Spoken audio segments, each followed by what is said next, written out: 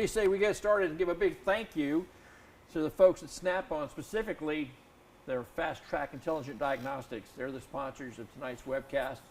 As you've heard Gene and I say many times before, if it wasn't for these sponsors, we wouldn't be able to bring this information and content to you at no cost to you guys and gals. So as with all of our sponsors, show them a little love, let them know that you appreciate it. Yep.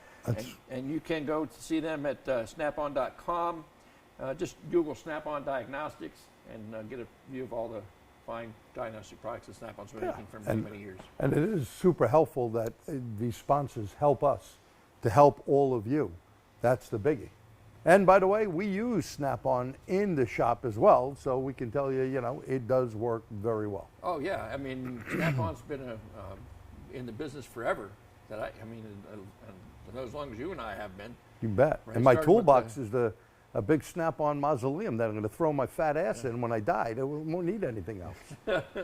It's big enough. The old Snap-on brick, right? I had the brick. I had every Snap-on, diagnostic piece of equipment. And, tonight, a little later on, we'll be making use of the new Zeus, the newest Zeus. Yep. Share that with you. But again, thanks to Snap-on for making this happen. Now, I'm going to give this to you twice. I wanted to bring this up at the beginning and near the end.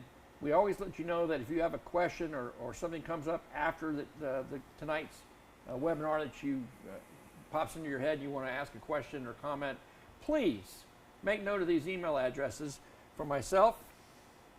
And let's see, him in there. There he is. I got it right this time too, right? You did. Last time he sent you to some site I don't even want to talk about. For my friend G. And not just that, but offer us your critiques, comments. What do you want to see? What topics would you like us to cover? So that we can make sure that we work on those things for you, what you want most, okay? Yeah. Again, your input is super important. So let's start off with tonight's topic, following professional diagnostics, attacking especially milk-related concerns, and following a process to make that happen. So that's where we kind of want to start tonight, is talking about the process. I've watched a lot of good techs struggle with any kind of diagnosis, let alone a DTC or drivability problem, because they weren't following a process. Right. Or as I call it, and you read many of my articles as my editor, a game plan. Yeah. Because see our Yankees doing so well? They got the game plan going. Okay, so they lost the last two. But game plan, if you know where to start that diagnostic approach, you're going to be good. But if you're going to go float all around and go, well, the last vehicle, Pete, that came in that was like this Jeep had this problem, you may be throwing a part at the vehicle that is not needed. Yeah. Have a process. And then our common friend, Jim Morton, very big on diagnostic process, teaching it for years. I love what he says about going with, and we're going to talk about it more later on, but don't find yourself jumping to an immediate conclusion and going homing in on one little thing and getting tunnel vision, because you'll find yourself 9 times out of 10 you're going down a rabbit hole and you're just going to get lost and just drag on. And the neat thing about a process is that once you have a process to follow and you apply it every single time the same way, every single time, you eliminate that as one of the factors in helping you come to a very quick and efficient diagnosis. And not just drivability, anything on the vehicle that you have to chase down. Don't skip different testing procedures. Don't assume that something is going to be good because you did it. The brain, the eyes, the ears, the nose, the hands, important tools, along with your scan tool, along with your meter, along with a scope. This is how you're going to diagnose and fix today's problem. Absolutely. And the step number 1 in that, you got to verify the complaint. If you get a chance to talk to the customer to see what their point, what they're experiencing, that's ideal. But you know what? In the real world, 9 times out of 10, the driver who's experiencing the problem is not the person bringing it into the shop. Right? A lot of times it may be a significant other or a family member of some sort. Somebody else bringing it in for them, and they may not have the information you need. But when I was in the shop full time, I always had the service writer that was kind of the intermediary. And if you're in that same situation, how many times have you got a ticket that says, customer says engine doesn't run right? And that's it. Very vague. Right? And yeah, extremely vague. So you have no clue of what's going on. So it's really nice to be able to talk to the customer and verify the complaint with them. If you can get them to show you take a test drive with them and show you what they're experiencing. Of course, this is not assuming we have a mill complaint, but any kind of a drivability or performance issue. Well, the big thing there, Pete, yeah. I'm sorry to interrupt you, No, but no. interviewing a customer, my techs speak, not only the manager, but the other techs, speak directly with the customer. Because there's nothing worse than you getting it and then I tell you something and I'm leaving something out. If you can, and how many of you, when you type the number 1 in, how many of you out there get to speak to the customer? Real important to know what their concern is. May not be the light, believe it or not. Okay? Yeah. So, G said, if you're getting to talk to the customer, type a 1 in the chat box. Yeah, let's see. I'd like to know how many techs really do that. And if you're in, and we don't want to count those who are not. Don't want to leave you out. If you're not, type in a number 2. Yeah. And we'll see who's popular. And besides, gives them finger exercise. Yeah, yeah. Okay. Get used to hitting that chat box. Test drive is important too, and to see how they drive it. Sometimes more than you drive it, sit there as the passenger. We've had people sometimes that have it in second gear, and you're like, hey, do you normally drive like this? Oh, yeah. Why? Or they're 2 foot driving, 1 on the brake. That's me. A lot of people do that, and it drives me nutty, so I don't know if we could be driving with you anymore. But anyway, get pairs of combat. Well, most of them are 1s. Good. Very I good. love that. Thank you. I'd like to add a little comment. Sure. There's plausibility on, I saw it in VW Audi products. If you're a 2-footed driver, that thing will shut down on you, give you 15% power or whatever, and you'll think something's wrong with the car. Okay, so Pierre brings up a good point. Plausibility, which is an OBD2 thing that they put in. If you're a 2-foot driver on a Volkswagen Audi, that can put it into like a limp type mode. And that is common about a lot of these newer vehicles that have intelligent drive, per se, and information on board. Absolutely. And then another thing that comes into play with that is how many times have you had a customer that the car they're bringing in with a complaint is you find out is fairly new to them. And it's not what they used to drive. So they're not used to how this different vehicle operates. And simple things like just how to set the AC control. Oh, and operate the vehicle systems, and especially nowadays, guys, take a look at an owner's manual lately. It's like War and Peace. Your customers aren't reading that. Exactly. And, you bring a point up. This time of year, we get people in air conditioning. Reminds me of this one lady. She had this Mercedes. It wasn't that old. It was, in the 2000s. But her niece used the vehicle. So she knew where the settings were. When the niece changed it, this lady had no clue, thought she had an air conditioning problem. At first, you start to think, wow, is this people trying to pull a fast one on me? The air conditioning wasn't on. She didn't know how to operate the controls. They were on, and she knew only, hey, it works this way. The niece turned something, hit a button. Make sure people understand, hey, this is how something operates, including checking the oil. A little thing I have in there, and you have seen it, the Porsche, where the oil was over full. People need to know, how do I get to that gauge? There's no dipsticks on all the new vehicles. We get a lot of cars, no sticks in here. And there is a procedure. That's where you RTFI. Read that freaking information to find it. And it's in the owner's manual. That's the important part. It's there. People just don't look at it. Right, right. And then to that end, and you've heard us say this more and more here, the technology that you guys and gals are seeing in your bays is just light years ahead of from where when we first started in the business and changing almost on a monthly basis. This could be either one of the most challenging times you've ever faced in your career or most exciting time you've ever faced in your career with these new technologies that are coming. I mean, think about it. You guys and gals are on the verge of a whole new view of everything. Of everything. The advanced safety systems that are coming out, the EVs that are being. I mean, I saw a stat the other day. By the year, I want to say 2030. Yeah, 2030 is 30% of the cars on the road will be EV. Yeah, and by 2025, the EPA CAFE, corporate average fuel economy, 54.5 miles a gallon minimal. Yeah. So they're going to electrify vehicles, which they have been doing by adding those big AS alternators. So you got a lithium battery on board. Yeah. And states like California says 2025, they want full electric. Yeah, and hey, and this is really not related to the topic at hand, but I just saw this news release come across my email. National Automotive Service Task Force, which we'll talk about more a little bit later on, announced a press release that Tesla is making their service information available no charge. Okay, so yeah, that's really fantastic. Thank news. you, Tesla. No, if I so- could get your parts, I'd be happy. Yeah, so there's a lot more to that than that, but they're really That's a big seeming start. to open up the doors to the automotive aftermarket for servicing their vehicles, and they're being applauded for that. Yes. Anyway, let's go ahead and continue.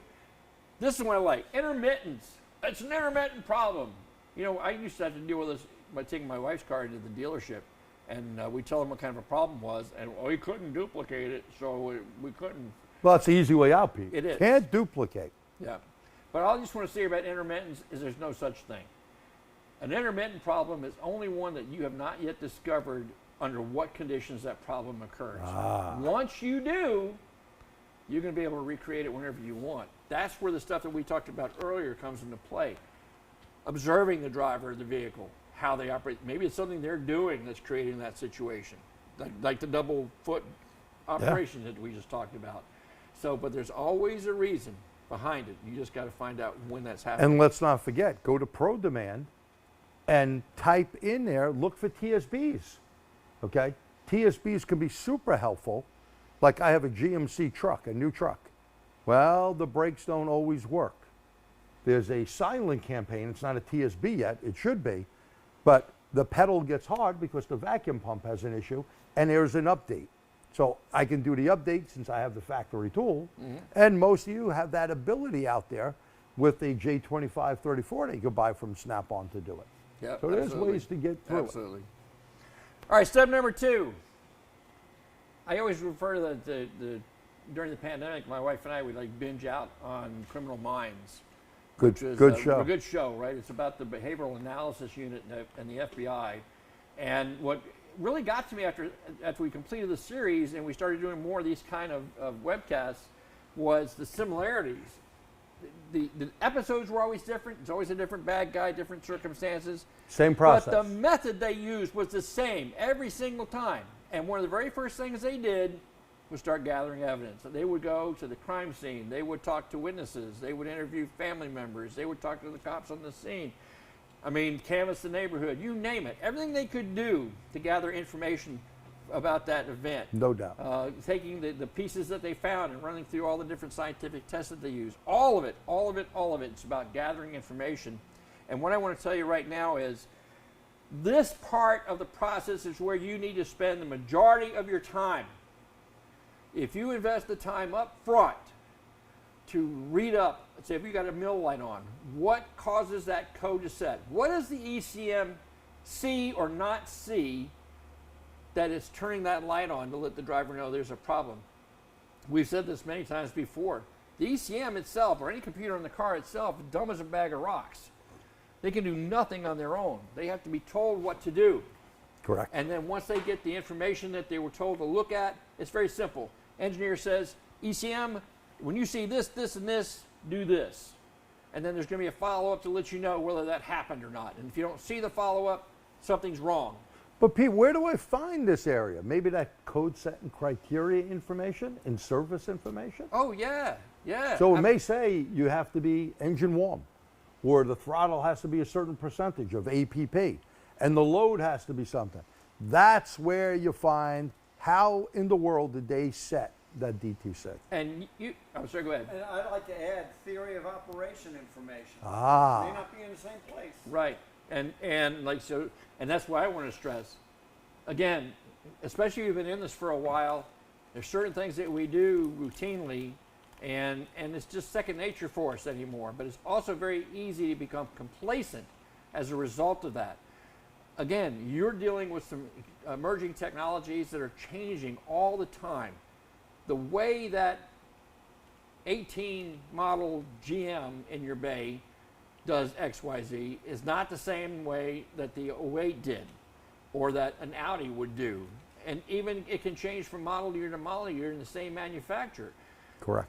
These vehicles now, guys and gals, they don't want to be fixed close. There's no gray area when it comes to fixing a car now.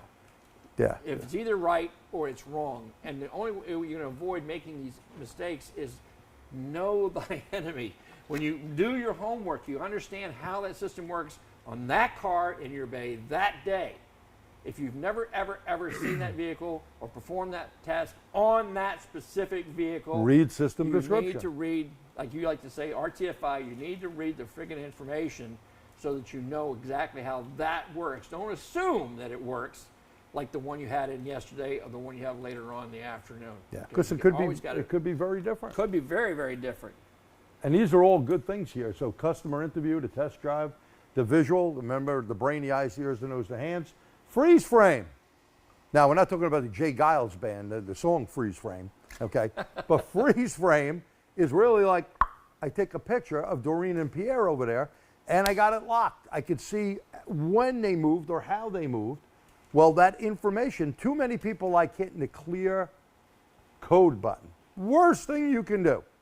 Yeah. Do not. You all have one of these, right? You all have a smartphone. And of course, if you have something like Snap-on, we just hit the button, the S button. We could capture the screenshot and save it. And we give that to the customer. You can see the parameters that this DTC set. You don't want to go racing it up in your bay. Brum, brum, brum. Well, dude, it happened at 30 miles an hour. And it wasn't brum, brum. The load was very low. That's where you duplicate it. This is the mistake that most techs make. Especially when it comes to drivability concerns. Drivability. And then the Mode 6, we're going to talk about that in more detail in a moment, okay? But Mode 6 is another part that you absolutely want to go to.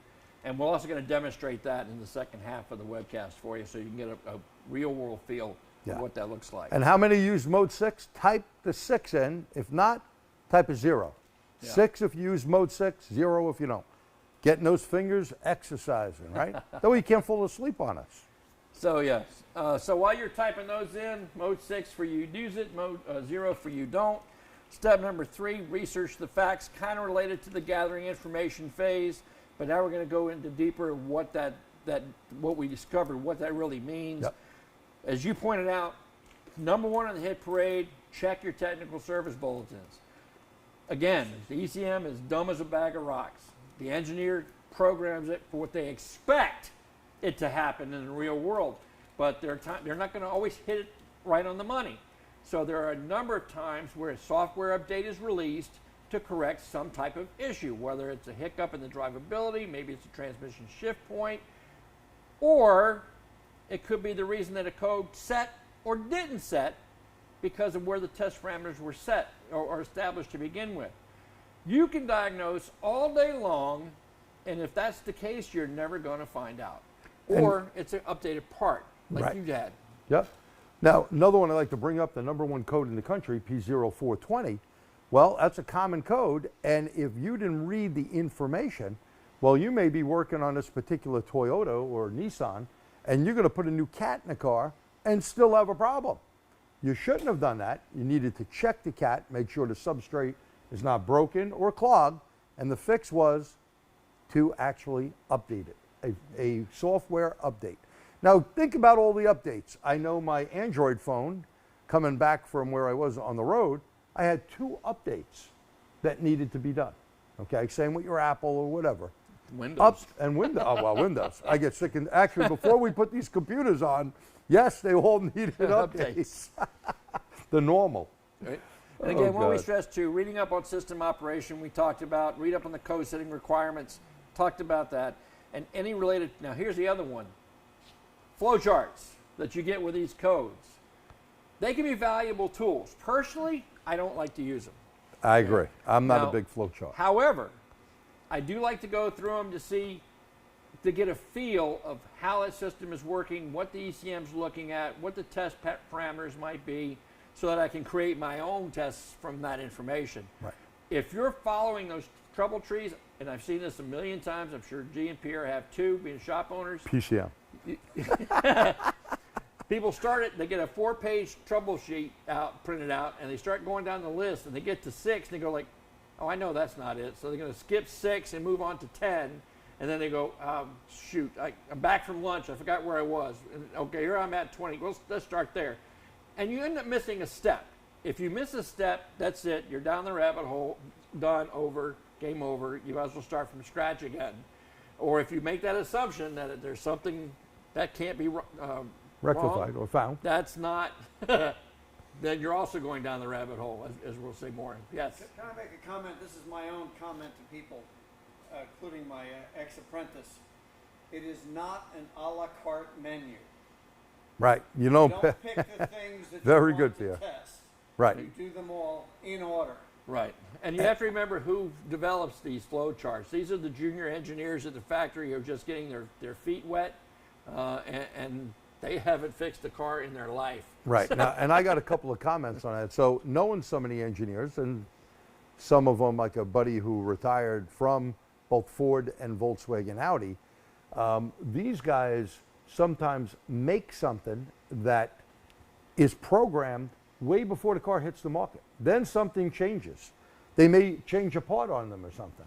So a lot of times the service information is not written to where that vehicle came out. It may have been done before time. There's stuff that has to be updated, and guess what? They're not going to be updating that till later on.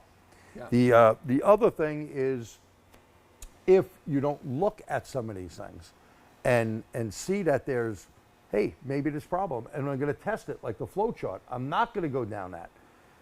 Always, my guys have a clipboard with a repair order on it that they can write. Hey, here's what I found. Here's where I left off. You can't leave things to your head. I mean, here we're a small shop, so sometimes someone's going to come in. Hey, I got a problem. I got a flat tire. I got to get on the road, or I got an air conditioner problem. So you're going to get off the car that someone left us for the day. That's just the way it works. Sorry. Okay. We're going to get that car done because we promised them, but you're not going to work on it continuously. Absolutely. The phone rings, you know, something happens, like my manager Bill, his wife had a baby, so he had to leave in the middle of what he was doing. If we didn't know where he was at, if he didn't write something down on a diagnostic he was doing, we're not going to know. We got to start from ground zero, right? All over again.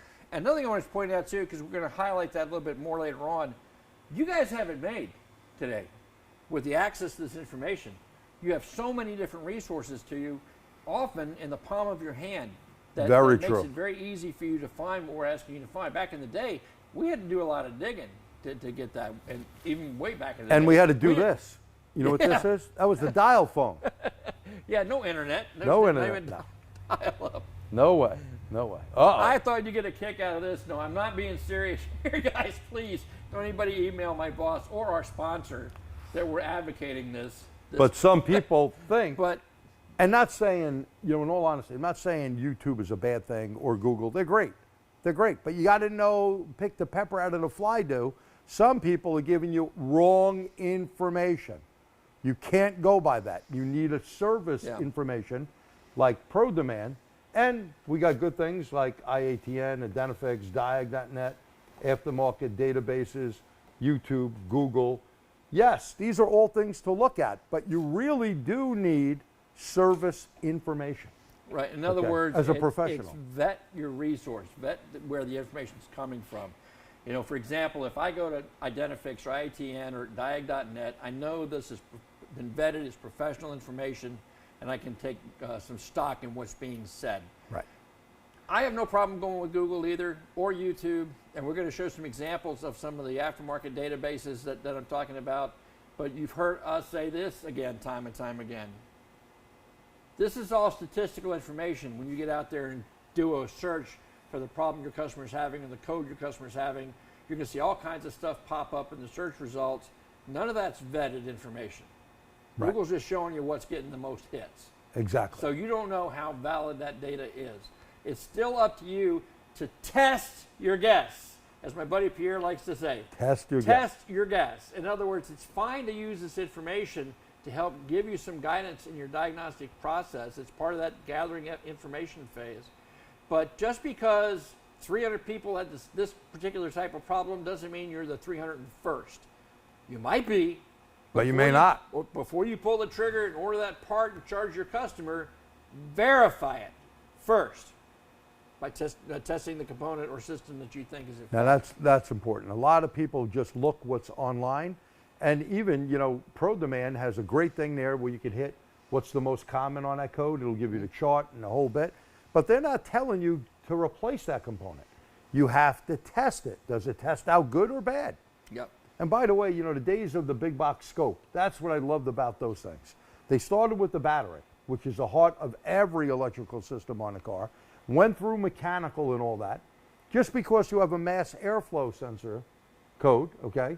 Well, if I had a bad valve in the motor, if I had some engine problem, am I going to change that part just because I had a code for it? The answer would be absolutely not. You need to do a complete test of the system. Yeah, absolutely, absolutely. Again, good for information, good to help you narrow down or, excuse me, clear out your field of suspects, as we'll go into. But please don't use it as a shopping list. And I'll tell you, when you guys and gals that come out and hang out with us on a Saturday, Excuse me. you know, we know we're preaching to the choir for the most part. But I'm willing to bet that most of you, if you could share your stories of the people that you've worked with in the past, you probably know more than one who thinks they qualify for that patch. They've made them. Step number 4, again, I want to stress this out. When you're first approaching your diagnosis, no matter what it's on, you know, we're focusing on drivability and mill-related issues tonight, but whatever it's on, never assume that something's okay. Right, because that's the ass out of you and me. That's Assume, right. Everything is suspect. I'm probably not going to quote this exactly right. Spock gets the credit for it, but he isn't the one. It was actually Sir Arthur Conan Doyle who wrote it for his character Sherlock Holmes.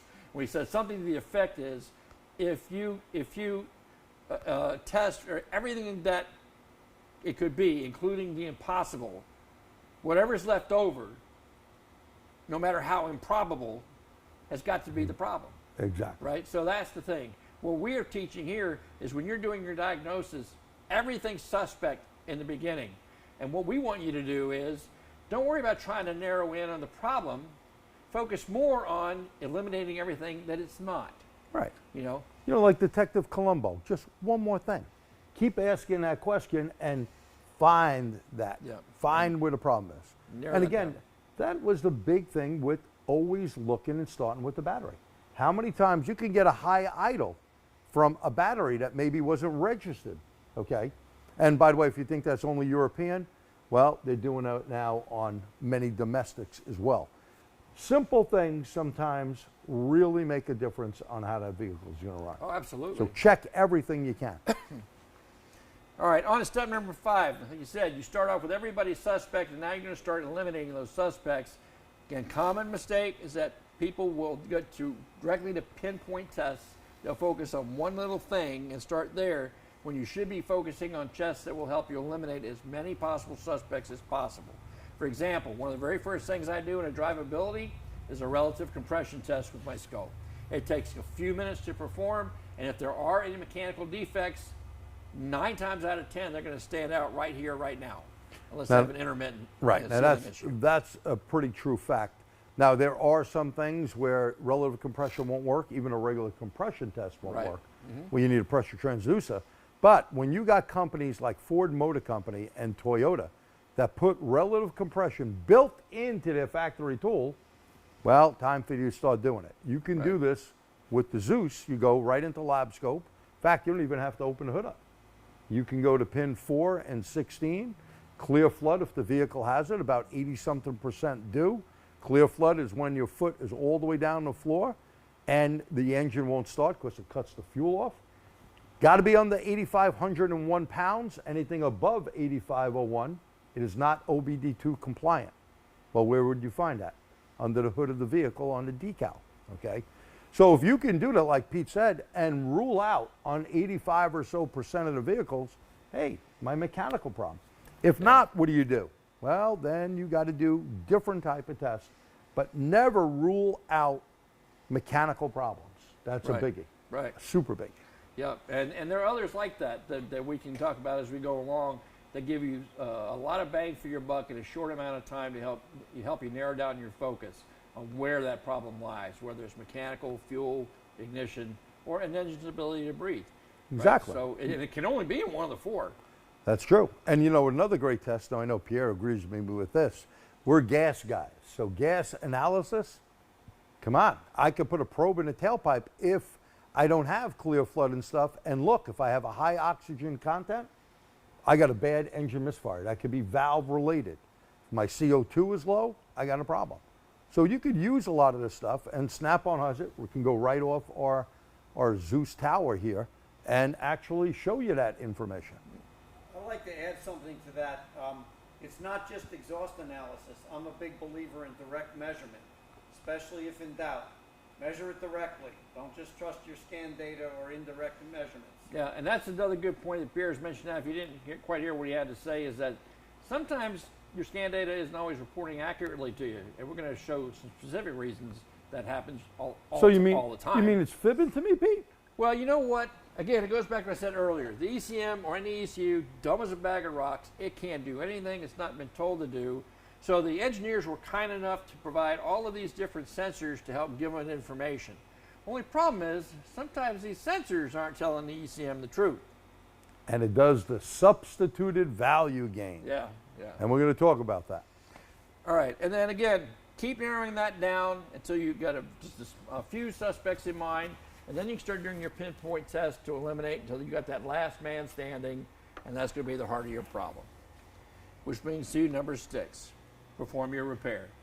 Once you think that you've deduced what the problem is, test it twice. Narrow it down. Say, okay, I've got it down to the number 6 injector. I found it out by doing this injector drop test. Do it one more time. Maybe a different test but if you Pete, can. it's a new part from the deal. It's not going to be bad. It'd be like Pierre's car. Well, that goes back to where we said earlier about 2 new knock not sensors. including all the suspects. Pierre had 2 new knock Right. sensors in his car, and guess what? They were bad. Yeah, that can always happen. You can never eliminate any possibility from your diagnosis. Verify, please, always verify the repair is complete before you hand it over to your customer. I know G's a big fan of telling everybody that, when the milk comes on and it shows up in your shop, well, that's the money lamp. But if it goes out and comes back later with it on again, what is that? That's the Friday night you're not going home. That's when they're going to start screaming at you in front of other customers. Yeah. Because they think the light is on. This is why to document your stuff. So when we show you later on the Zeus, to go through, see where your monitor status is. Very important. Because if you leave one monitor not ready, not complete, whatever you like to say, well, that's the thing that can pop on. Maybe your repair fixed a problem why that monitor wouldn't run. And now it does run, and the you suck light comes on, because that's what they're going to say. You suck. I paid you to turn that mill off. They don't realize it may have been you did fix my O2 sensor, but now I got an evap or the dreaded P0420. Always perception, isn't it? Always perception. Cover your butt. So maybe you didn't solve the problem, but see, if you had gone what we said about earlier, about what causes it to come on, how do you test and verify that, how do you use these different resources we're going to show you, there's no excuse for you not to make sure that the repair you made is indeed the repair for that problem. But as you pointed out, if you had gone back and done your homework, very beginning, what sets the code, what are the criteria, and then, oh, guess what? When this code is set, this test isn't going to run, that test isn't going to run, these codes could set. You need to be aware of that so that you don't find yourself in that situation where the light's back on, your customer's upset, even though it's a different problem that you didn't even know existed at the time the car came in. So check monitors, check generic OBD2 for those monitors and see what's happening, even a pending code. So, one of the big things that we see, some people, and it just had a customer yesterday, Doreen asked me this, what's this guy calling you? He had his car fixed elsewhere, but he brought another car in that we fixed. But he says, on my BMW, I have a pending code. He had his own code reader. The shop that fixed it says, don't worry about it. So I had to tell him, look, if you got a pending code and it doesn't go away, and he drove 500 miles, sometimes it goes off, comes back, got a problem. Because we're going to talk about mode 6. But one thing I want you to get in your head. You got mode 6, it fails X amount of times depending on what the engineer typed in there. If it fails, we'll make a fictitious number of 10. Fails 10 times, where does it go? To a pending code. Fails a pending code according to EPA and SAE, okay, they say if it fails 3 times, you got to put the mill on. That's the money shot. So if you got something pending, you got something going on there wrong. Pierre had a thing where the monitors wouldn't go on his daughter's car. And if you don't have good mode 6 info, where something is sitting there, it ain't going to allow the monitor to run. This is why the complete diagnostics of the system needs to be completed. If not, you're going to get some surprises you're not going to like, and your customer won't come back. And then while you're doing that, verifying that repair, if it's not fixed, if the mill does come back on, the code that you fixed reappears, but you know that the part you just replaced was bad, well, there may be more than one culprit, and you just haven't caught the whole criminal organization yet. You know, so don't count that out. There can be and has been more than one cause for a problem that I've had in my career, so that's fine. We have a friend's car right over in this bay. Okay, we had a problem with this. It had a P0011. It is a cam phaser issue. Put in a quality aftermarket because Ford didn't have it at the time, wasn't available anywhere. Put it in. Car ran good for a while, came back with an issue. Okay, we tested it. It was bad. We said, you know, let's see if Ford has it. Got a Ford one, put it in. Ran good for a while again, came back. One of the things we didn't realize, and we had done an oil change, 2 oil changes on this car, we had to run a special flush through it. There were pieces of debris that you couldn't see, causing a problem, blocking the passages so variable valve timing would not work as designed. I mean, we looked at everything on this freaking car. I mean, it cost us a ton of time and money, and of course, you can't charge your customer. So you need sometimes to check that whole complete thing. What can cause that? And we're all going to make mistakes. Right. Right? And that was a costly mistake for our shop here. Yeah. Okay? And I'm not embarrassed to say, hey, sometimes we maybe should have done that flush in the beginning. Car has 100 some odd thousand on it. You know, the part was verified bad. We checked it by putting power and ground to it, the original solenoid. You know, it had a new cam phaser, chains, all that was good. We thought maybe even the machine shop may have messed up. And we did come up with a burnt valve that we found from relative compression. But guess what? There must have been debris still in the motor.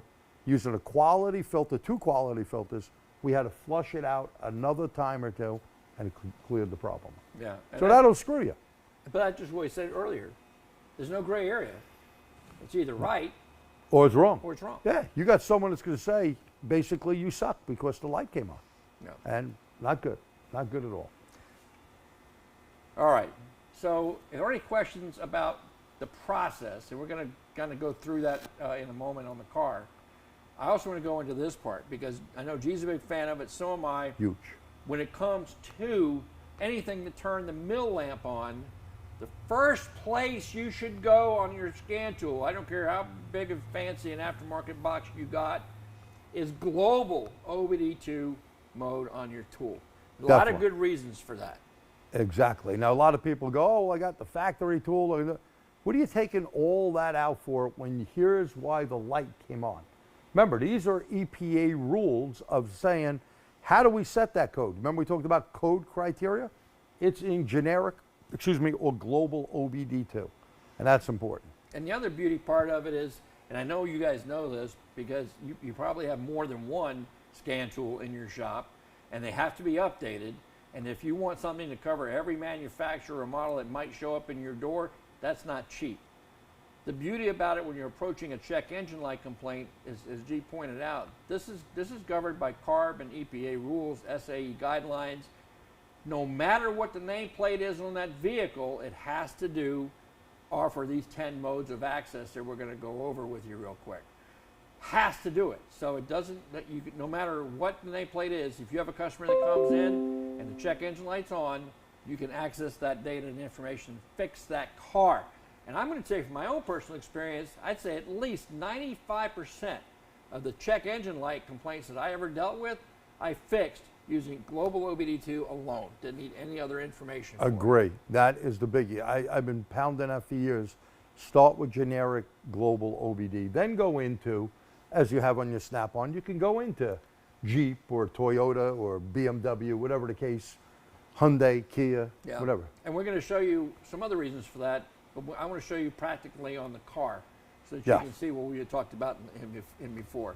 So we're going to go through the modes very quick. If you're not aware of it, when you see a number like this, the $01 means it's a hexadecimal number.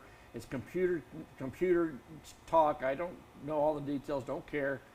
But just so that you know, these are the various modes, and you'll see them labeled like this. Oh, I thought you were going to give me $1. So you got mode 1 is where you find access to the current data, the live data on your scan tool. And that may be how it's listed on your scan tool when you go to the global OBD modes. Access. Yep. It's also where you can find the status of the monitors, and we'll cover those in a little more detail as we go along. All right, mode 2, that's the home for freeze frame that G's already pointed out quite aptly. And back to my criminal minds scenario, when these guys show up at the crime scene, they never know what kind of shape it was going to be in. Some of them were in a real mess, and evidence is tainted. They didn't really get any benefit from it. But you know what?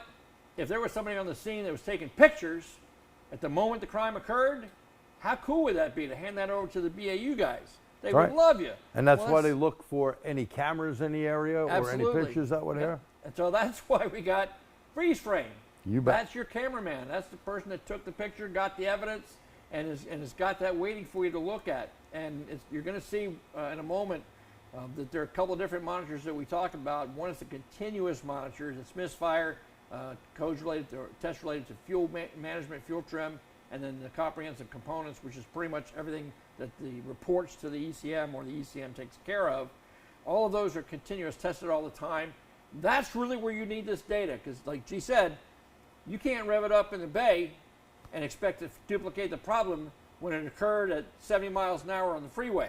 Or one I'm looking at right here, engine coolant temperature. You go, well, who cares? Very important, because I've had many Toyotas and Fords that have a P0171 lean condition, top 10 codes in the US, it's in that list. And if you look at it, the temperature was cold. So you had contraction. And if you had contraction of the gaskets, the intake gaskets that are an issue, okay, if you didn't know that, and you made the car warm up in your bay, go get a cup of coffee, a bottle of water, or tea, whatever, guess what? By the time you came back and you're trying to smoke that motor, or you're trying to spray some carburetor cleaner, which could be a little dangerous, or a brake clean, or whatever you use, or propane, and look for the problem, it ain't there. Why isn't it there? Because the gasket's expanded. If you would have looked at freeze frame and it told you 50-degree temperature, okay, guess what? And I have case studies with problem cars like this that I've done. You got to look at this. Too many people just kind of slip over and go, we don't need that. Right. That guy don't know what he's talking about. Right. The only thing I want to, as a caveat to that, is it's a snapshot. It's a moment in time. Some of the factory stuff give you more than one freeze frame. Correct. Sometimes it might be more than one code that it saves the data for. But consider when you're looking at it, was the vehicle accelerating, decelerating, steady state? Well, you pointed out, look at fuel trims, look at the calculated load, look at the temperature, engine coolant temperature. Was the engine cold? Was it warmed up?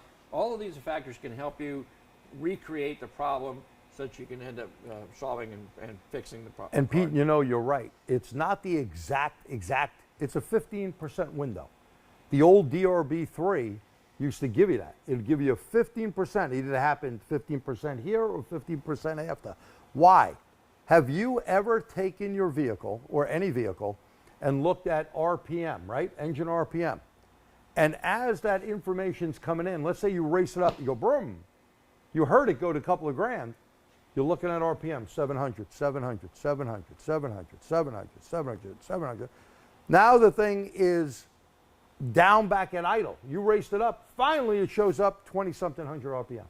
That's because these PIDs, parameter identification, is doing this. It's filling the bucket up. And it takes time to go down that list. Yep. This is why, how many of you have ever seen, and you're going to see it on Snap-on, engine 1, engine 2, oxygen sensor, EGR, you know, any of these things, the reason why, if you had an evap problem, what the hell are you going into engine 1 for? Engine 1 will have a larger list. Evap, you'd go into evap. It's going to give you those PIDs that will update at the fastest rate. GM was the first one starting that, and of course, others have followed. So that is also helpful. Look at this information and know what is going on. And again, you guys and gals have got it light years ahead of what we did when we first started dealing with this stuff, because the data PIDs that you're getting access to are much more, I mean, there's a robust. lot There's a lot more than there used to be. So you've got everything you need to fix the car right there in OBD2. globally. And again, if you have any comments or whatever, please write them in there, and Pierre will keep us abreast. Yep. So like we said, it's a snapshot in time. We probably already talked about that already, so we'll move on. Like I pointed out, continuous monitor faults more than the non-continuous. For example, if I'm dealing with a oxygen sensor heater code, that's a non-continuous monitor test. All I'm looking basically at when I look at freeze frame is the conditions under which the test is going to happen. So that's only going to give me there. And one thing I'd like to add there, with the continuous monitors, you heard Pete say there's fuel. Well, that's easy to understand. Anything related to the fuel system, a disconnected injector, a shorted injector, something not right with fuel trim, that'll do that. Misfire, well, that could be from a lot of things. Mm-hmm. And that's going to give you your P03 codes, right? So comprehensive component, this is the one that people go, I never replaced a comprehensive component. Sure you have.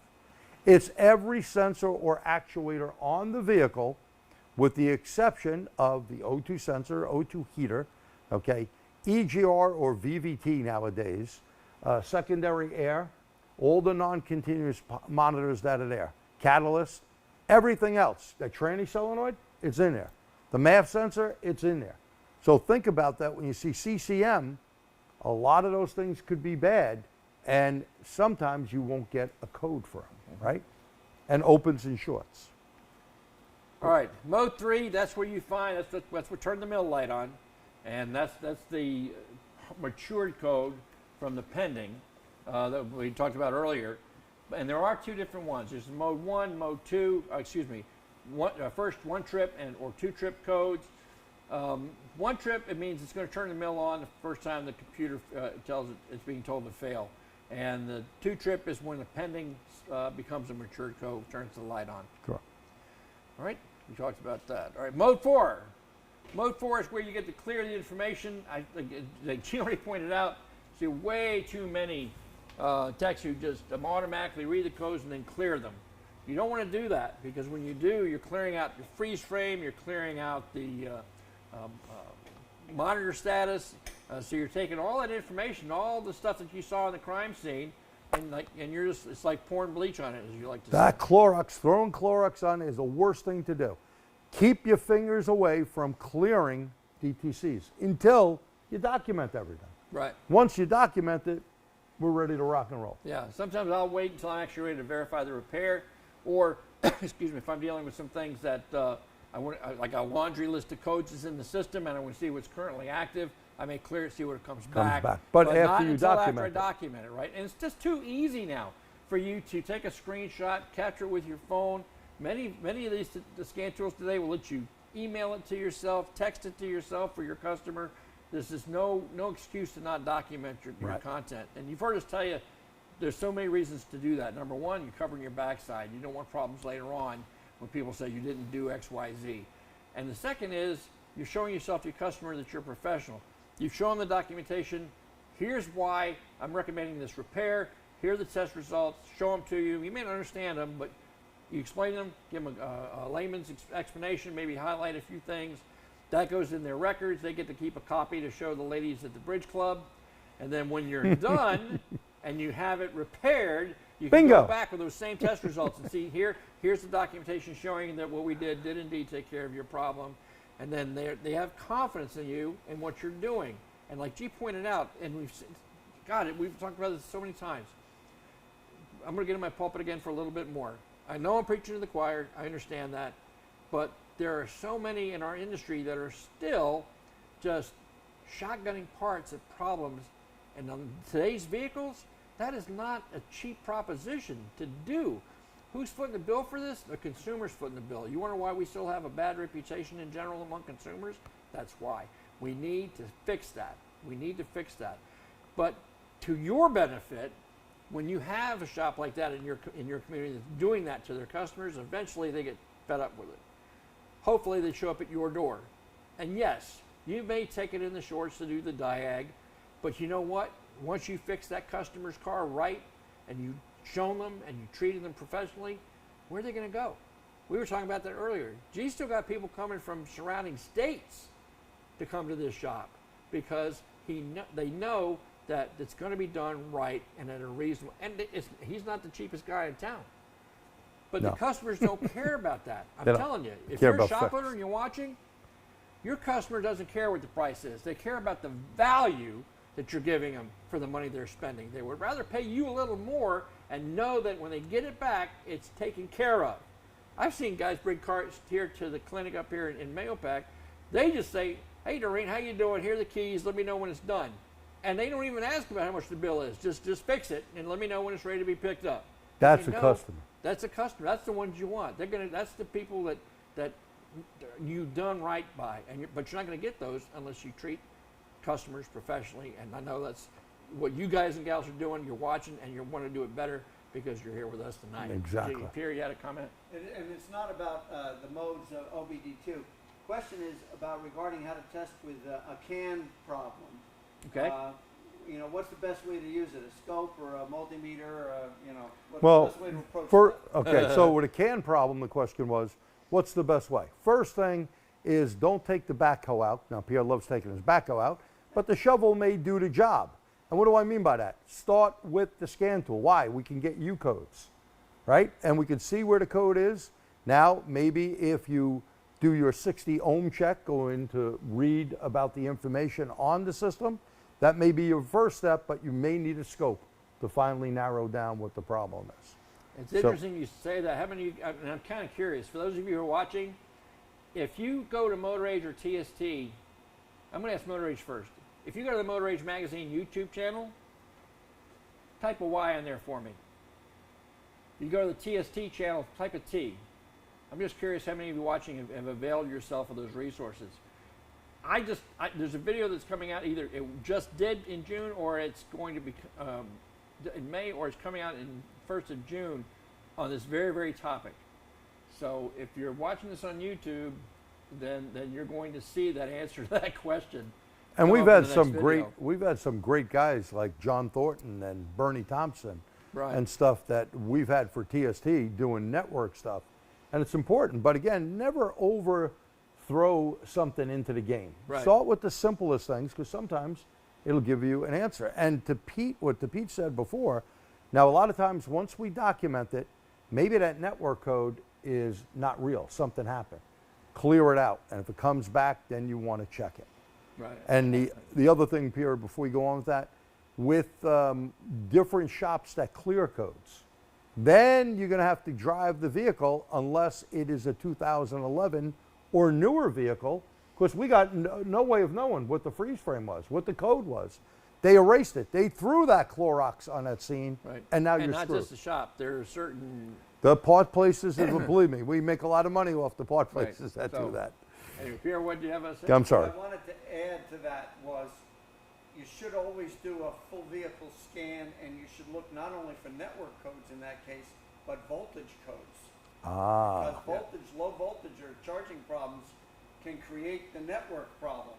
Okay, so I hear that. If you didn't hear that, what Pierre is stating is, and we're actually kind of taking some of my thunder, but that's okay. About how you do to check the entire system, especially when you're dealing with network codes, and not just look for the U codes, but look at anything that shows a low power, low voltage condition anywhere in the system, which can lead to those codes. And especially on Eurocars and Pierre's favorite car, BMW, very common with network codes with voltage. 15 is 30, 15. They're your two favorites. All right, on to mode 5. Mode 5 is the test results of an individual that has to make up the oxygen sensor monitor. We're going to talk about it in more detail when it comes to going into mode 6 and showing you mode 6. That's probably like for the first few years of OBD2. This 96 to 99-ish and one early 2000. Yep. Mode 5 was only for oxygen sensor test, and it wasn't for every manufacturer. So you may see Toyota, some GM, very few other manufacturers used it. When it wasn't in mode 5, this went into mode 6, as Pete has here. Right. So it's there somewhere. Mode 6, and I really want you to see the example of this, because we could do an entire webcast just on mode 6. But what I want you to know about that is that this is where the engineer has said, okay, ECM, I want you to check this component by doing this test and this test and this test. In other words, turn this thing on, watch this data over here, see what it does. If it does this, do that. If it does that, do this. those are the individual tests that the ECM is using to verify the different systems it's in charge of. And I'm just going to throw a caveat in here as well. What's the ECM's number one job? Keep that catalytic converter happy. That's all it's supposed to do. Keep the catalytic converter happy. What does that mean? That converter has to have a very narrow range of feed gases going in for it to work effectively. If it's a little too much, too little, it's going to run hotter, it's not going to be as effective, and it leads to problems with emissions, and that's not allowed to happen. The ECM's job is to keep that happy so that vehicle can maintain the emissions rating it was first rated at when it was new. That's it, guys. So everything it does, all the tests it does, all the codes it can set, is all tied to emissions. Right. And stoichiometry, 14.701. Yep. And there's where a gas analyzer comes into play to double check it. so when we're looking at, if you want to know what it is that the ECM is trying to test, well, we told you, you go to your code criteria, what the setting conditions are, what the enabling criteria is, and what those parameters are is all spelled out in more than one place for you, as we'll show you. But it's not just there, it's in mode 6. You can access these different monitors, you can see the test results for yourself, and again, back in the day when it first started, they were all in hexadecimal numbers. They were gibberish when you looked at them to us. We didn't know if it was testing in amps, current, No clue. voltage, pressure, did no idea. But we did know that there was a test result, there was a minimum, and there was a maximum. And if that test result was in between the minimum and the maximum, we're in pretty good shape. If it was a little to one side or the other, well, that was something we wanted to keep our eyes on. This is also where you can go to help in your verification process by looking at those mode 6 results before and mode 6 results after, to give you an idea if your repair made a difference. So there's a lot there. We can go into a lot more detail. I do want to throw out one thing too. It's probably not as bad as it used to be because there's so many more vehicles with CAN. But if it's a pre-CAN, pre-controller area network vehicle, which is pretty much anything before 08, I think, right? So if you get an older vehicle in, one cool thing about it is if you have a misfire and you don't have enhanced data for that vehicle, you don't have the misfire counter for that vehicle, that's okay. You got one. It's in Mode Ford. It's in mode 6, pre-CAN. Yeah, pre-CAN, But yeah. CAN and later is everybody. Right. And many companies started in 2003 going to CAN, but not all switched over. You know, and you'll see the difference. With CAN, you're going to see a bigger list. You're going to see more things being tested. Right. Sometimes non-CAN, you get a very small list, and it's not the scan to a manufacturer, it's the OE that didn't do it. Yeah. Okay. All right, mode 7, that's where you find those pending codes that G was mentioning earlier. Those are the ones that have failed but haven't been verified yet. This was actually to help us out from OBD1 days, and you watch and remember that. We used to have all kinds of ghost codes and drive you crazy. You know, the light would come on, your customer's wondering why it's coming on, and we were wondering why it's coming on. But they were usually, because the parameters were either so wide or it didn't take much to trip it. And again, we go in to test it, and there's nothing there to find. So this is a way to say, okay, I had that thing show up, but I'm not gonna upset anybody yet until I see it consistently, and then I'll turn the check engine light on. Right. And by the way, see mode 7, continuous monitors. What was a continuous monitor? One of them was misfire. Right? Misfire was supposed to be in mode 7. They switched misfires to mode 6. But think about how wide a misfire is. We could be talking, number one thing comes to people's mind with a misfire, oh, it's ignition. Or it could be fuel. Or it's mechanical, which people always forget. Or it could be EGR type related. You could have an emission device actually cause that, right? Yeah. And I'm not talking just a PCV, but if we had a lean enough mixture, even PCV can cause something like that. Yep. Okay? And before I forget, because we recently did a webinar entitled The Top 10 DTCs. Oh, we did, And yes. what to do about them. And what was kind of started that kickoff was, you've already heard me say how I feel about statistical diagnostics, the test, don't guess kind of a thing. But if you're now on Motor Race Training account, you have access to all these free webinars. If this is your first time, or you aren't aware of this, you can go into that webinar library and add as many as you want to your account for you to watch at your leisure.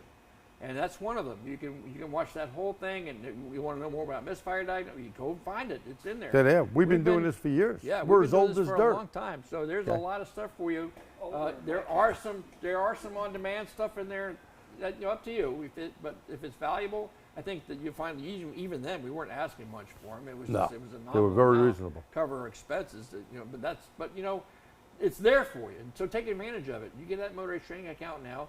Dig in and look at all the resources that you have available to you. And let's see, how many first timers? If it's your first time, put the letter F in there. Oh, not a V? Well, F is easy to hit. Put the first time. We don't mean F in a bad way, by the way. No version. Letter That's F. right. All right. Okay, first timer. Any first timers? So a lot of great comments with each other there. So I appreciate the interaction that you guys are showing. It's very, very important. We all kind of learn from one another, and the interaction is always We important. do. Makes us feel And better, thank too. you if it's a first timer. I'm not sure exactly what is a little off, but it says somebody has a 4-channel diesel kit, whatever that is. Do you think it would help diagnosing problem cars? I don't know what a 4-channel diesel kit is. But. Okay, so the question is, I guess somebody typed in something about a 4-channel diesel kit. If you What's want the- to clarify that for us so we understand what you're referring to. I don't have a clue here. I do But a lot of have- first timers I see. I Yeah. see a lot of Fs. Yeah, very good. Thank so, you. So take advantage of the resources that you've got available here. That we've been doing. Like And don't forget, you time. could email Peter or myself, and we'll get back to you. Absolutely. Mode 8, I don't really see that much. It was, I guess when they're thinking about using bidirectional controls, the global OBD2, the only thing this does is seal up the evap system so you can test it, and then only on some vehicles. So if you're going to check the evap system for leaks, try it out. It can't hurt. And if it tells you the command's been accepted, well, then you can go ahead with your pressure and leak vacuum tests. Yeah. And it just saves you some trouble. EPA wanted the scan tool manufacturers to do it as well as the OEs. But like Pete said, it doesn't always work. No. And they wanted to put VVT in here as well. So maybe down the road you'll get a little more. But right now, EPA is working on heavy duty OBD2. Yes. So Yes. that is a big thing down the road. This is for vehicles 8,501 pounds down, Right. not up, Right. down. Okay. Mode 9, that can be very valuable for you. This is where you find the VIN that's been stored in the ECM as well as its current calibration. Remember, we talked about technical service bulletins, so if there is a reflash put out for a vehicle, you can see what the range of calibrations that are involved. And if you're on the list, well, then it's a pretty good idea that that's needed to help solve your customer's problem. And not so much anymore, but early on, a lot of shops were putting in used ECMs, and the VINs didn't match, and then, of course, the cars didn't like that too much. You can't do that much anymore. I think You just must the be last mind few- reading me. Yeah, the last few model years, right? Just like if it's not a virgin ECM that you can program in, it's not going to work at all. We're going to talk about this. Number one, we had a Ford Explorer in here that we tried everywhere from the dealer to aftermarket to autopcms.com, which is a great company for used computers. Couldn't find one. A Google search, we found someplace, we have never used them before. They said, we have it and we'll program it. I said, I don't need a program. I have the Ford IDS. I can do it. You send it to me. Nope, we got to program it. We had a check engine light on the car with one code because there was a circuit burned out, something shorted out. We had put a new solenoid in. We get the computer. Bill puts it in the vehicle. All of a sudden now we got more lights on the dash. Like, what the hey? And more codes. We go look. Mode 9, you know the last 8 of the VIN? When they programmed it, Bill gave him the number. Someone must have hit the wrong number. We were off on the engine number. We had to program it in. There were no codes. They were gone. So Mode 9 verifies the VIN, and in certain states, like here in New York for inspection, they look at if you got a different VIN in there, you're cheating, okay? It has to match up. Now, newer vehicles start going, hey, who's on the bus? Why doesn't this VIN match up with the other VIN? And Pete is right. So we just had a couple of late model Fords. We're talking like, 18, 19. One, I think, was a 20. And that particular thing, Pete's right. You cannot program it. If it has a VIN in it, it needs to be virgitized. Okay? Now, we did this for years on Ford, and my buddy Lenny, a peer knows as well, we sit on a high school board together of automotive, and I called him up and said, Len, what the hell is going on here? Why can't I go in? I thought there was something wrong with my IDS. Well, it wasn't something wrong with the IDS. He said, about 4 versions ago, they don't allow you to do it anymore. They want you to buy a new computer, a virtualized one. Yeah, and I will say that there are some guys out there who are mastering the art of taking these ECMs down and working on the EPROMs on the circuit boards. It's some very delicate work. I don't advise this for most guys because it takes a little more expertise. But you need a whole bench. You need a whole bunch of stuff. There are some options that, but again, it's all comes from reading and understanding the process and doing like you guys and gals are doing and going to training. Oh yeah, and if you get a good guy, one of my students, Josh Weaver, he does this and he's good at it, but it takes some time. Is it worth doing that in every car? You may not have the time. Number one, you need special training, you need special tools. Right. So you got to pick your poison which way you want to go, to virtualize something or not. Right. Okay. But good point. You just can't do it on many cars. And last but not least, the 10th mode of OBD2 permanent codes. I love this one. This is the Clorox Suck It Upper. Now, what do I mean by the Clorox Suck It Upper? Well, you know when they do to erase the codes? Well, if the vehicle is 2011 and newer, Mode 10, my best friend. Because we have one of those places and a couple of shops down the road that we get cars from. They love hitting the erase button. This helps us out only on newer ones. Okay, 2011 and up. Yeah, so in other words, these are the codes that you can't erase no matter how hard you try. Use the code clear on mode 4. Nope, not going to happen. Disconnect the battery and bleed down the capacitors, keep live memory. Nope, not going to happen. They're going to stay in there. The only person that can get rid of these codes is the ECM itself. Yep. And that kind of leads me to our wrap-up point when we're talking about doing any kind of diagnostics that involve a code or an ECU. Mrs. Johnson may be the one paying the bill, but the thing you got to satisfy is that control module. If your repair doesn't meet the specs for the tests that the ECM is going to run on it, the light's going to come back on. It's just that simple. Yeah. That's why we're stressing so much so far about doing your homework, understanding what it is that the ECM is testing, how it's performing the tests, what parameters it's looking at, because that's the information you can use to do those verification repairs and the diagnostic repairs that led you to the problem. No doubt. Let me just clarify one thing. I know you know what you said, but people may not get it. So if the codes are erased, if the codes are cleared, in regular code, if you go in to read the code, you don't see anything. You got to go into mode 0A/mode 10. So I want to make that clear. The codes may be cleared out of the regular place, very good, yep, but not in mode 10. And if you don't go to mode 10, or your scan tool, and we're going to show you on the car, doesn't have mode 10, well, then you're pretty well messed up, right? Yeah. You won't be able to do it. Well, it's a little piece of information that the detective didn't get, right? Exactly. And that just messes up your time. I want to throw this out real quick before we get started on the vehicle. Again, this is sponsored by Snap-on. We're going to be using the new Zeus tonight in our diagnostics when we get on the car. We're working on a 2014 Jeep, but let me ask you a question. How many of you guys have run into an issue with Chrysler's Secure Gateway module or any of the FCA products from that? It's 2018 and up, right? Yeah.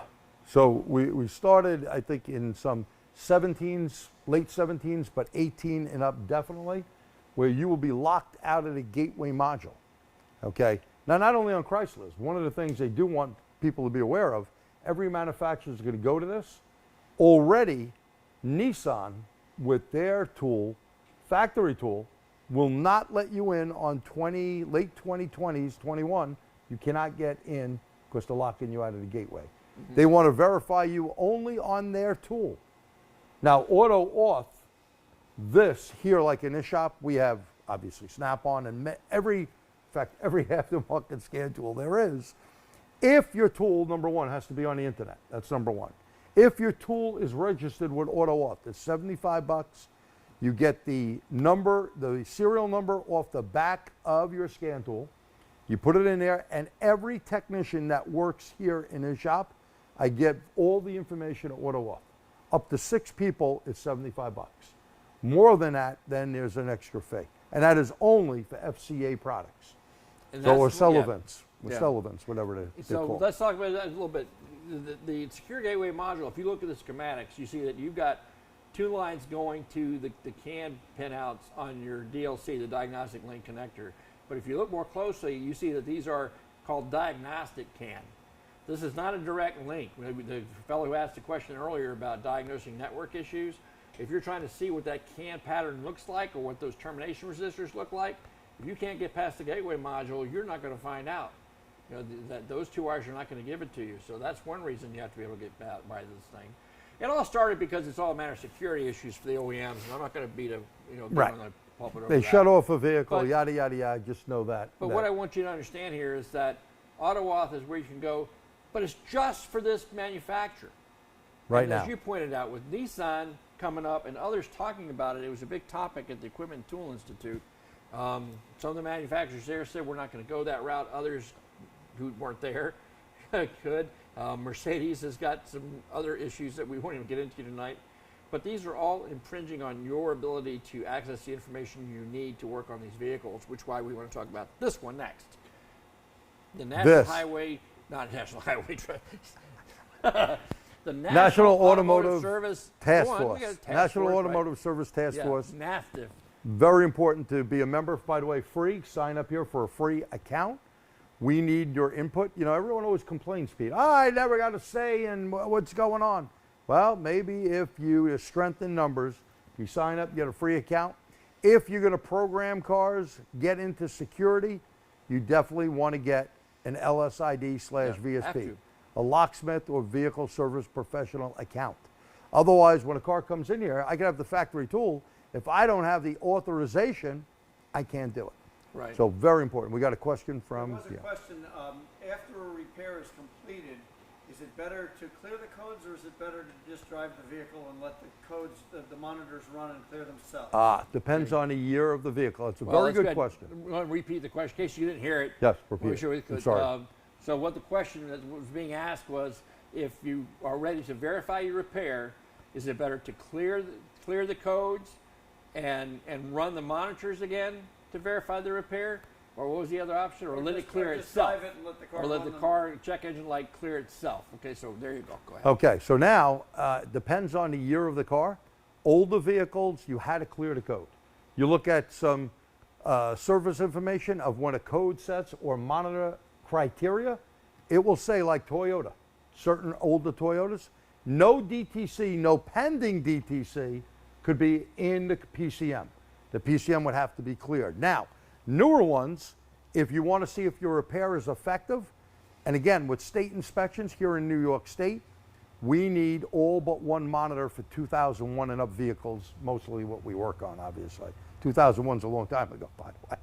20 plus years ago, right? 21 years ago. Wow, I'm getting old already just thinking of it. But anyway, so we prefer, if the car is newer, don't clear the code. We replace that O2 heater or whatever. We're going to drive it. You find in service information, what is the criteria for the O2 heater monitor to run? And it'll tell you yada, yada, yada. The one that'll mess you up is always EVAP. So we tell the customer, look, here's the deal. You can leave the vehicle with us. It's probably take a day or two because we need 2 good trips and it has to cool down. So we will get the right amount of fuel in the vehicle. Some manufacturers 15 to 85%. Some Toyotas a half to 3/4 of a tank. Whatever they say, don't fill the tank up. Don't let the tank be under the minimum. Once you do that and run it, then the monitor could see that it was good. It takes the check engine light off, but in 40 warm-ups, the code will be gone. So if you go looking in and go, damn, the code is there, that guy was an idiot. He told me the wrong thing. No, no, no. The manufacturer leaves the code in there, but takes the light off after 3 good trips, okay? So think about that. They will clear out in a period of time. It will be reduced to a pending code and then just go away if you fix the vehicle. Yeah. Question? Question is, in the Zeus, is it possible to zoom in on a single waveform like you can say in a Pico or, Yeah, you could zoom in it. Yeah, I think it's a matter of setup little different setup on the Snap-ons. I personally am not that up on the. But it does scope allow use, it does but you allow can do zoom it. in. You can do one time. There's little times you Yeah. can click on it. You can't do that. You can do some zoom. But we're not here doing the lab scope part of it, at least. No, Okay. not tonight. That'll be a different night. And just to kind of add to what G was saying, or to the question that was being asked about letting the code clear itself, or that you don't really know how long it's going to take. But what I wanted to add to that was, we talked earlier about, okay, I know for sure, 100%, I've got this problem fixed. Turn the light off, send it down the road. If you haven't had those monitors complete, you don't know what's still hiding in the dark, lurking to show its ugly head. So it's always a good point to make sure that you get those monitors complete so you can verify that. Or advise your customer when they come to pick the vehicle up. Mr. Customer, here's the documentation to back up what we talked about when I showed you the pre-repair information. We know we have this problem taken care of, but your computer tests so many different systems on your vehicle, it has not completed all of those tests. I'll tell you what, you come back in a week, let me connect to your car real quick. We'll make sure there's nothing else there that you and I don't know about yet. As a consumer, and I've been running, if you follow me on Facebook, you know I just ran into this big time with the airline service. I tell you what, man. That was funny. And if anything you do as a consumer, how's your customer service experience been lately? Don't use how you're being treated by other businesses, model how you treat your customers. Distinguish yourself. Under promise, over deliver. What I mean by that is, make sure you keep the line of communications open to your customer. You let them know if there's anything at all they might need to expect to come, or if you know that if down where I'm at, if a hurricane hits Tuesday, I can still have that car fixed on Friday. That's the day I'm going to tell them. If I call them up on Wednesday and said it's ready, guess what? I'm going to be a hero. But if I tell them, oh, another 30 minutes, I'll have it done. Oh, another 30 minutes, I'll have it done. Oh, another 30 minutes, I'll have it done. How does that make you feel as a customer? Not real good, right? No. So be upfront with your customers, be professional with your customers, under promise, over deliver, and you'll be a hero in your customers. I'd agree. Do we have any other questions on NASTF, National Automotive Task Force? I do. Very important. Yeah, do have one more thing on that too. Okay. Yeah, I want to make sure that you guys are aware. You may have heard something, maybe you haven't. This has been some time now, where there was a big push in Massachusetts to pass a law called Right to Repair. It was a way to force vehicle manufacturers to make certain information available to the automotive aftermarket. It is only related to emissions, but rather than go through all 50 states, the OEMs got together and signed what's called a memorandum of understanding, saying that, you know what, we will give you the emissions and access to the other stuff kind of voluntarily on a handshake, and for a long time that was working. Now, not so much. As he said, Hyundai, Kia, we got gateway problem. module. Mercedes is really behind the eight ball on honoring this agreement. So there's a lot of things going on. What I really want to bring to your attention is currently on the Hill in Washington is legislation called the Repair Act, and it's there primarily to protect consumers' rights to decide who fixes their car, the dealer or you. And if you want to stay in business, then this That'd is be something me. that directly affects Me and you. affects you. So check it out, find out more about it, and take a moment to drop an email to your congressman, your representatives on the Hill, and let them know that you want to see this kind of legislation passed. Because right now it's all on a handshake, and you know how those deals can work, right? Right, and being involved with NASTF since its inception, I can tell you, Peter's right. 1 minute, some company didn't want to deal with us, gave us information. Hyundai, Kia, in fact, gave everything for free in the beginning. For the beginning, yep. And then they just got, maybe new management, who knows? They just got crazy and they want to hold back. And it's like a monkey see, monkey do type thing. Mercedes is not giving information. Oh, well, hey, maybe we won't give information. Yeah, well, it's they're getting away with it, right? But Tough. like you said, it costs, go and write this down, www.november.astf.org. Write that down. When you're done with the webinar tonight, go to that site, sign up, costs nothing. You'll see this page right here, www.nastf.org, free NASTF account. Yep. Go there, free NASTF account. Because these are the guys who are the intermediaries between us and them. They're the ones who are helping fight for us right, like we talked about earlier with Tesla. They're working with them to get this information out to us. They've been instrumental in getting heavy duty in line with service information and access, and they're the ones who open up the doors here for everything that you're getting currently with the factories. Support them. If your name's on the roster, it just gives them more clout. And one thing I want to add, so Pete, you know, like you said, very important thing, this is about emissions. But don't we have to fix electrified vehicles down the road? Yeah. Right? Well, Ford Motor Company, what did Ford do? They got Ford gas and diesel is still the old Ford Motor Company. Ford Electric is a new company. Does that mean we could have a risk down the road of where they don't give us information because what pollutants are they putting out? Zippo out of the tailpipe. Right. So we got to be on this game that he brought up the stuff that's in there, that bill. You need to respond now to this type of stuff. Don't wait until the horse is out of the barn, per se. Right. Because that's what always happens to us on this end. Right. And then we got a problem trying to get information for the vehicle. Yeah. And again, I applaud Tesla for putting that information out. We want it to stay out. Who knows when they can take it away? Yeah. Handshakes are a different story nowadays, not like years ago. Someone gave their word, gave you a handshake, we were good. That being said, I think we probably got to move on. I'll move on. And let's go over to the car. All right. So let me go turn the little buttons on. And let me just wake this thing up.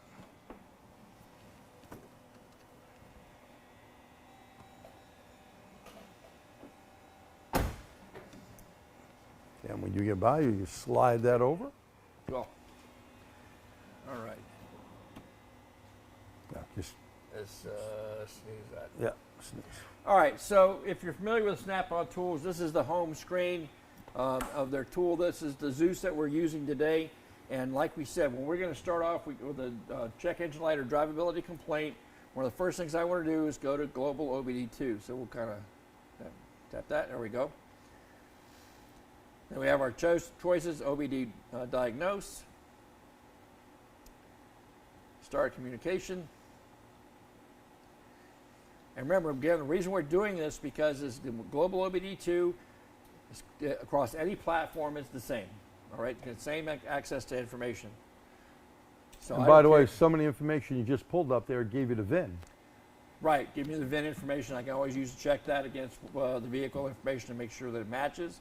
And then you can see, now this is not labeled out necessarily, all of them in the mode order, but we do see mode 1, display current data, and we're just going to say where I'm going to start first. If I'm a tech, I'm going to go to trouble, see what kinds of codes in there, right? So and that'll be a good thing to do, right? See, right now we've got a P0108, manifold absolute pressure, barometric pressure sensor, circuit high. Now, if you're not familiar with this, circuit high and circuit low is an indication. It's first as part of the comprehensive component monitors. It's checking the electrical circuit to the sensor. This does not mean the map sensor is bad. Oh, what do you mean? It has a code. That's a code. So we're going to sell you a map sensor, Mr. Customer. And it ain't going to fix it. Make the problem go away, right? But so when you see circuit high, that's indicative of an open circuit. And if it's a circuit low, short. Most of the time, 9 out of 10 times, that is something on any system on a vehicle. Yep. Very important to know. Then we have a U code, okay, communication code. Didn't we say it's one of Pierre's favorite codes? And then we have another manufacturer-specific code, a P1 DD2. And this is all showing up in Global OBD2. If it's emissions related, it's got to show up here. You bet. All right. And it's here. Now, I'm not done yet. I know what's been affirmed and what's turned the light on. Is there anybody waiting in the wings to do the same thing? Where'd I go for that? Mode 7. Let's go to mode 7. And you see we got mode 6 here. We're coming back to him. We can just mode 7 right now, see what else might be in there. So here's your pending, if you recall. So these are the same ones that we saw. So no surprises. There's nobody waiting to jump on board the wagon that we need to be aware of. I got one more place to go, though. Yep.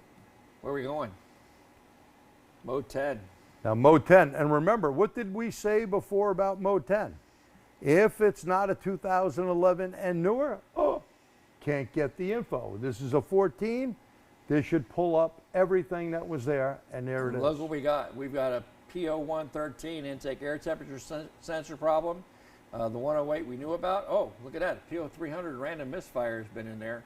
Got cleared off. But, Got cleared off.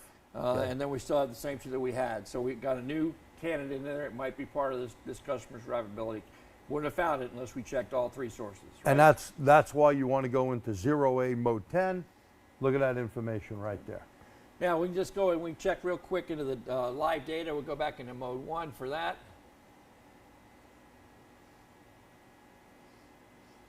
And we also want to check readiness. Yeah, we can go and check the monitors. Yeah, absolutely. So now it's pulling up all the data from this vehicle. There we go. Now, a couple of quick notes when you're looking at these data PIDs. As you can see, on a late model vehicle, and you've seen this, they've got a ton of PIDs to select from, right? A bunch of them to select from. Do I need every single one of them to fix the customer's problem? Probably not. But if I leave all of them on there, then I'm going to have to wait for every single one of them to refresh. And the list, like I said before, right?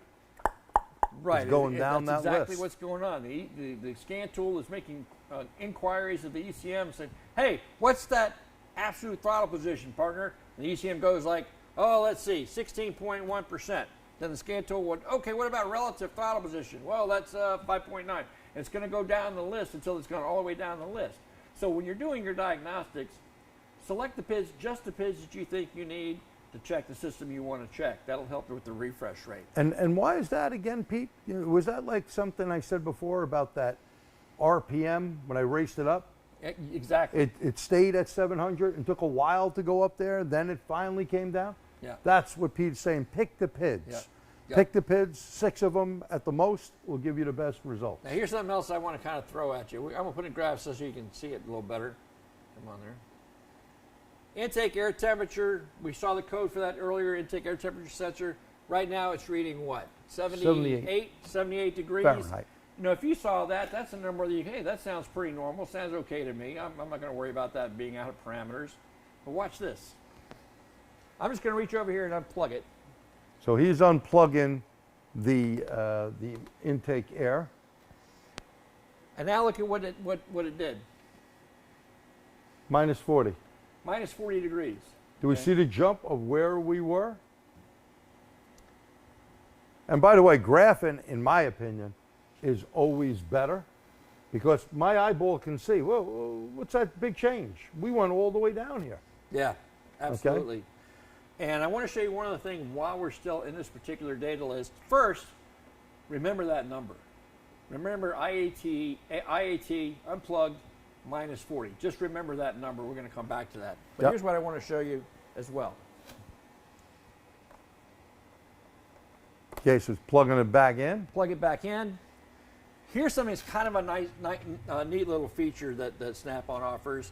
It's called a flag tracker, and I want to show you if I can show you how to use it properly. We're just going to open up the menu and pull setup, and see now I can actually put in a specific way to track that data PID.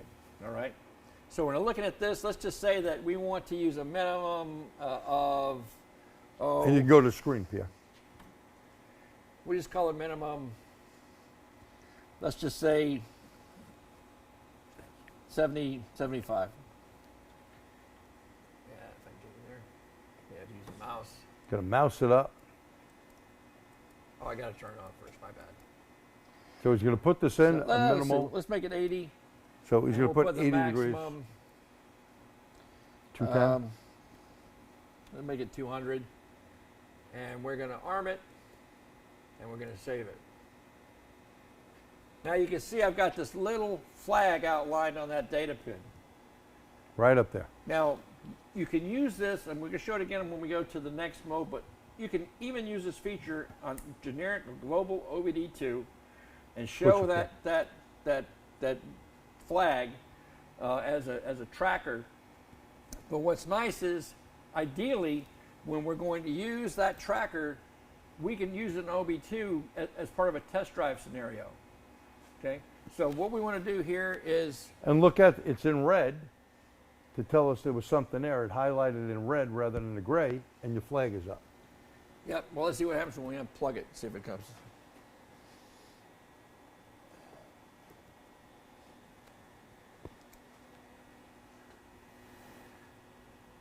So that's on the minus 40. minus 40. Right? And the flag is still up because we already had disturbed that circuit. So it's showing you a problem on that circuit. If you see a flag up, you see a red color, you know you got a problem. I think that was my fault because I don't want to mislead anybody here. I want to go ahead and reset those parameters Oh, because you know why I did that? because my minimum wasn't. Yeah, your minimum. So the minimum was 80. If you're looking at what Pete's doing now, that's why it red flagged it. So if he goes to 70, Well, let's see. Let's make that. Oh. Let's try that. Not Se- minus 70. no, 70. 70. So now it shouldn't be red. There you go. So if you now look it's at normal. that, yeah. 'Cause Pull we- in on that, Doreen. Okay, let the camera adjust. See that? There It's you not go. in red now. So let's stay on that, and Pete's Now going I'm to going pull to it. unplug the intake. We'll falsify it there. Now watch it. Watch this thing go. Going to come up in red. Don't make me a liar. There we go. Okay. Does everyone see that? So this is a way, again, to show you where that fault might have occurred. There's a little bit more to it when we get into the other mode here, but I just want to show you that's available on this. So remember what we said earlier about that intake air temperature being at minus 40 with it unplugged. A lot of you guys are probably used to seeing with that or an engine coolant temperature sensor. And that's an open circuit, Yeah. like we said, right? Open circuit. All right, so we'll get out of here. And we check the readiness monitors. This is some very important information to know. Monitors complete since DTCs were cleared. So now it's going Last. to pull up all those monitor status and see what it has on there. And look at this list. Not complete, not complete, not supported. Not supported means not on the vehicle, Right. not complete. So you see test complete here for misfire, comprehensive component, and you should have misfires somewhere. Yeah, right there. Okay, there's component misfire. So those are always ready or complete. Yeah. Non-continuous that are not complete, the evap, the catalyst, air conditioning's not on this car. Okay, But what this is a clue for you guys is when you're doing your homework, you're doing that research, you saw we found something in permanent codes, right? And we also know that, boy, there's a whole lot of stuff that hasn't been tested yet because these aren't complete. We know, first of all, of course, that somebody's cleared the codes. They poured the bleach on the crime scene, so we don't know how much information we really have or what we're working on. But that's one of the things that tells you. But we also know that until they start flagging complete, we don't know who might be hiding in the wings to come and bite us on the backside. right. And this may accelerate that you suck code, Yeah. right? Yeah. And these people may come in saying, you fixed my car, but hey, the light's back on. And who wants to hear that, right? And again, we'll take a look at mode A just for giggles so you can see what it looks like. You're in 9. Oh, I'm mode in 9, I'm sorry. But we got like the VIN. So now the VIN, this is a real important thing. Remember I told you, in fact, that article will be in an upcoming Motor Age one, is going to be one of the problem cars we had. For the simple reason, who would have thought that something like that could make more problems than the one you had in the car? Yeah. You have to look at the VIN. So right here, we would take that ECU VIN number and does it line up for this particular vehicle? Yeah. Very important. And of course, there's calibrations and all this that you can see here to make sure it's right on that vehicle. Yeah, and a lot more information now on these later model vehicles. If we just look at all that. The newer the vehicle, the more info, Yeah. no doubt. And let's see, we were in, And we did mode 10, right? we did mode 10. There we go, there's mode A. On board. So now on board, this is the one that EPA said you should be able to shut the vent solenoid so you can do the test on the evap system. Yep, and let's see. Not supported, very common. This gonna is be common. supported. A lot of the manufacturers did not follow the EPA recommendation. And then we have one more we want to hit. We're going to go back in and take a look at the mode 6 stuff. Now this is important info, mode 6. When mode 6 comes up, you want to see if anything's out of whack. Now when monitors are not ready, mode 6 info may not be given to you or may not be correct. And notice here you got a couple of things. You got MIDS, monitor ID, TIDS, test ID, and SIDS, component ID. So if you go into, let's say, O2, Pete, when you pick O2, Now we can see what comes up, and it'll give us different parameters if we're between the goalposts. So it says, number one, I always look, is it ready? No, right? O2 cycle enabled, yes. Did it complete? No. And then it would tell you, here's the test results. If you look down here, you got a test results from the ECO. You got a minimum of 00, a max of 00, results not complete because it didn't run the monitor. So how could I be between the goalposts? It'll be impossible, right? Let's see if we can have one that's got some. Oh, well, here's the misfires. We know that's complete. We told you that was going to be in any global OBD2 CAN-enabled vehicle. And then now you can see that we've got result passed. But again, to stress what we were saying, there's a min, there's a max, min 0, max 65535. That is not how many misfires. That's a part of the hexadecimal numbering. That's the computer speak. All I need to worry about is what's the test result and how that compares. And the big thing is look for the passed or failed. Worry about failed. If it's not ready, that means the monitor has not been set on that one. Right. So here we got a pass. Am I going to 100% believe it? Well, most likely yes. Why? Because those monitors are always ready. Misfire, fuel, and comprehensive component. And if we wanted to go through all 6 cylinders here, remember we had the PO300 in there? Right. If I want to get some lines on who was in that random, I can go through these test results and see if there's any right. test You would values. see a value on something if it had a misfire. You have a count. Question? Question? Yeah, the question is, since you're working on a Chrysler, he'd like to really be happy if you go over global disable on the misfire monitor. Global disable. That is. I didn't even seen it here. Yeah. Don't know what Misfire global. monitors, I'm not sure what that is. What's global disable? I'm not familiar with that either. Clarify that for us there, partner, whoever answered that question. What are you asking there? And I'll be the first one to tell you, we will tell you we don't know everything. No, there's only one person that does.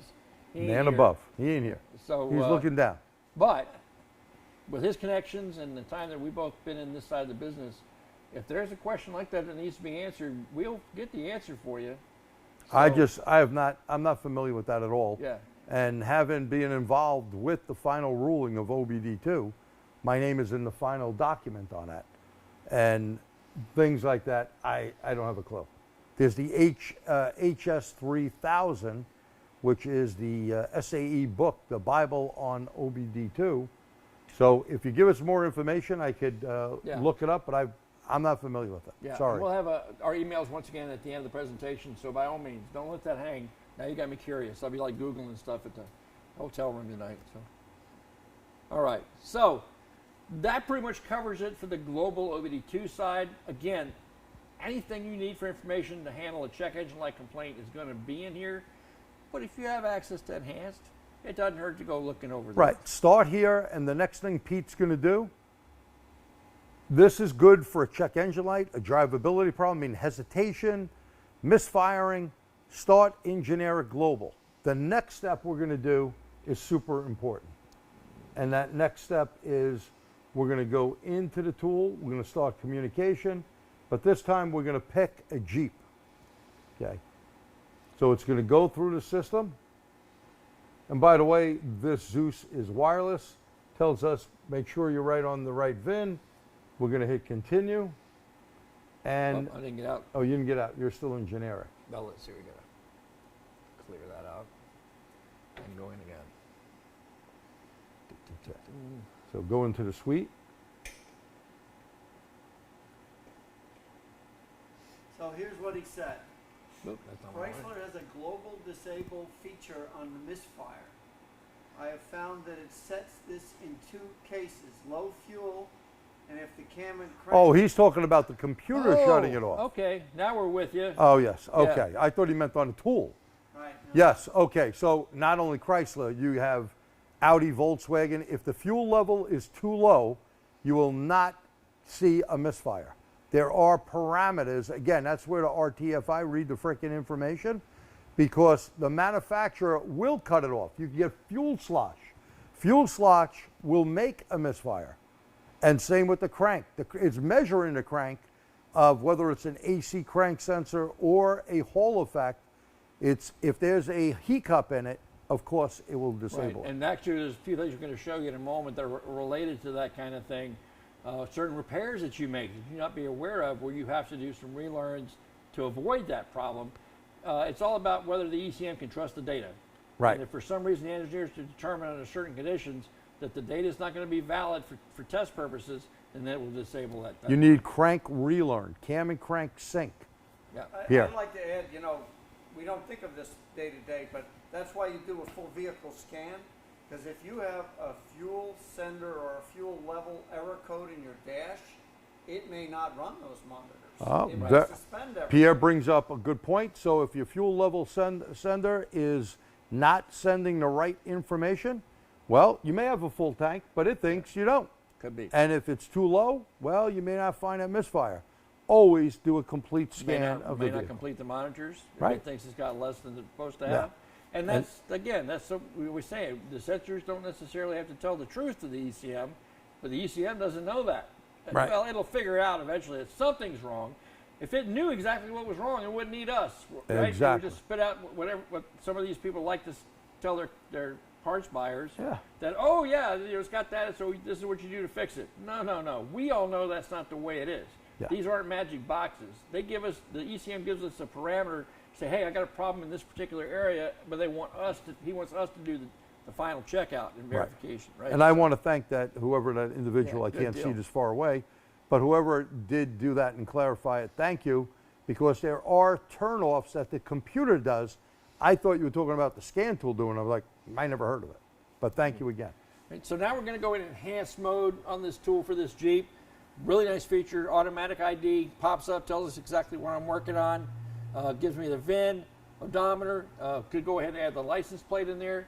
This is where your customer documentation starting, right here.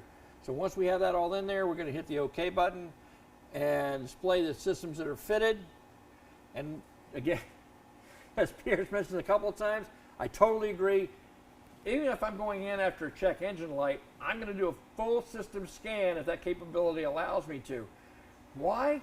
Because if there's something in there he's pointed out, maybe you've got low voltage codes, maybe you got a fuel sending, and anything that might affect how the, excuse me, the monitors run or the test capability of the ECM. I want to know that.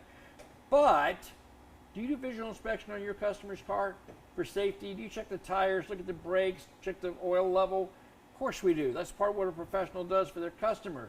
But today's vehicles are becoming more and more electronic chassis, rolling computers.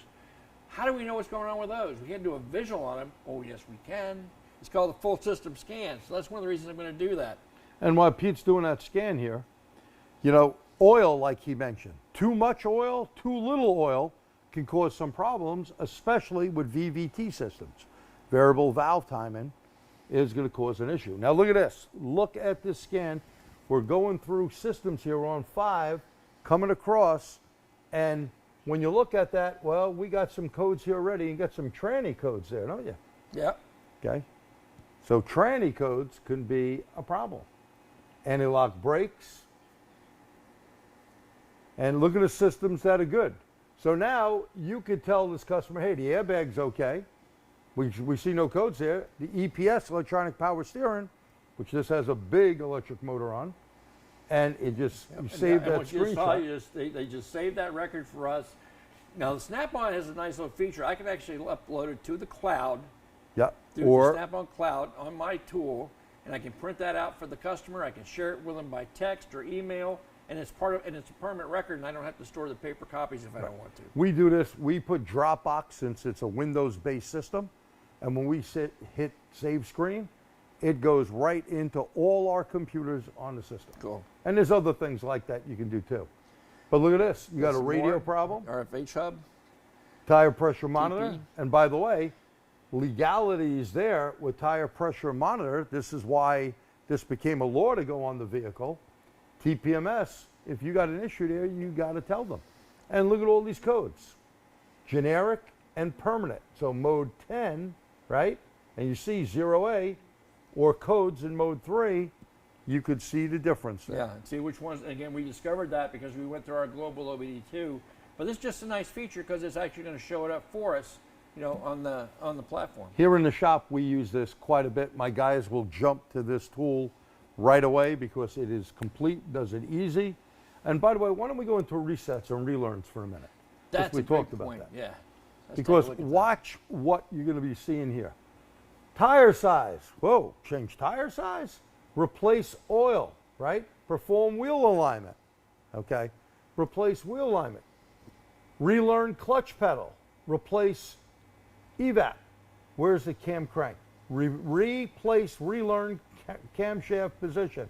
Relearn crank position. If you don't do that, okay, if you don't do that, misfires may not come up on the right cylinder. You may go, oh, I'm on cylinder 5 with a misfire. No, you're not.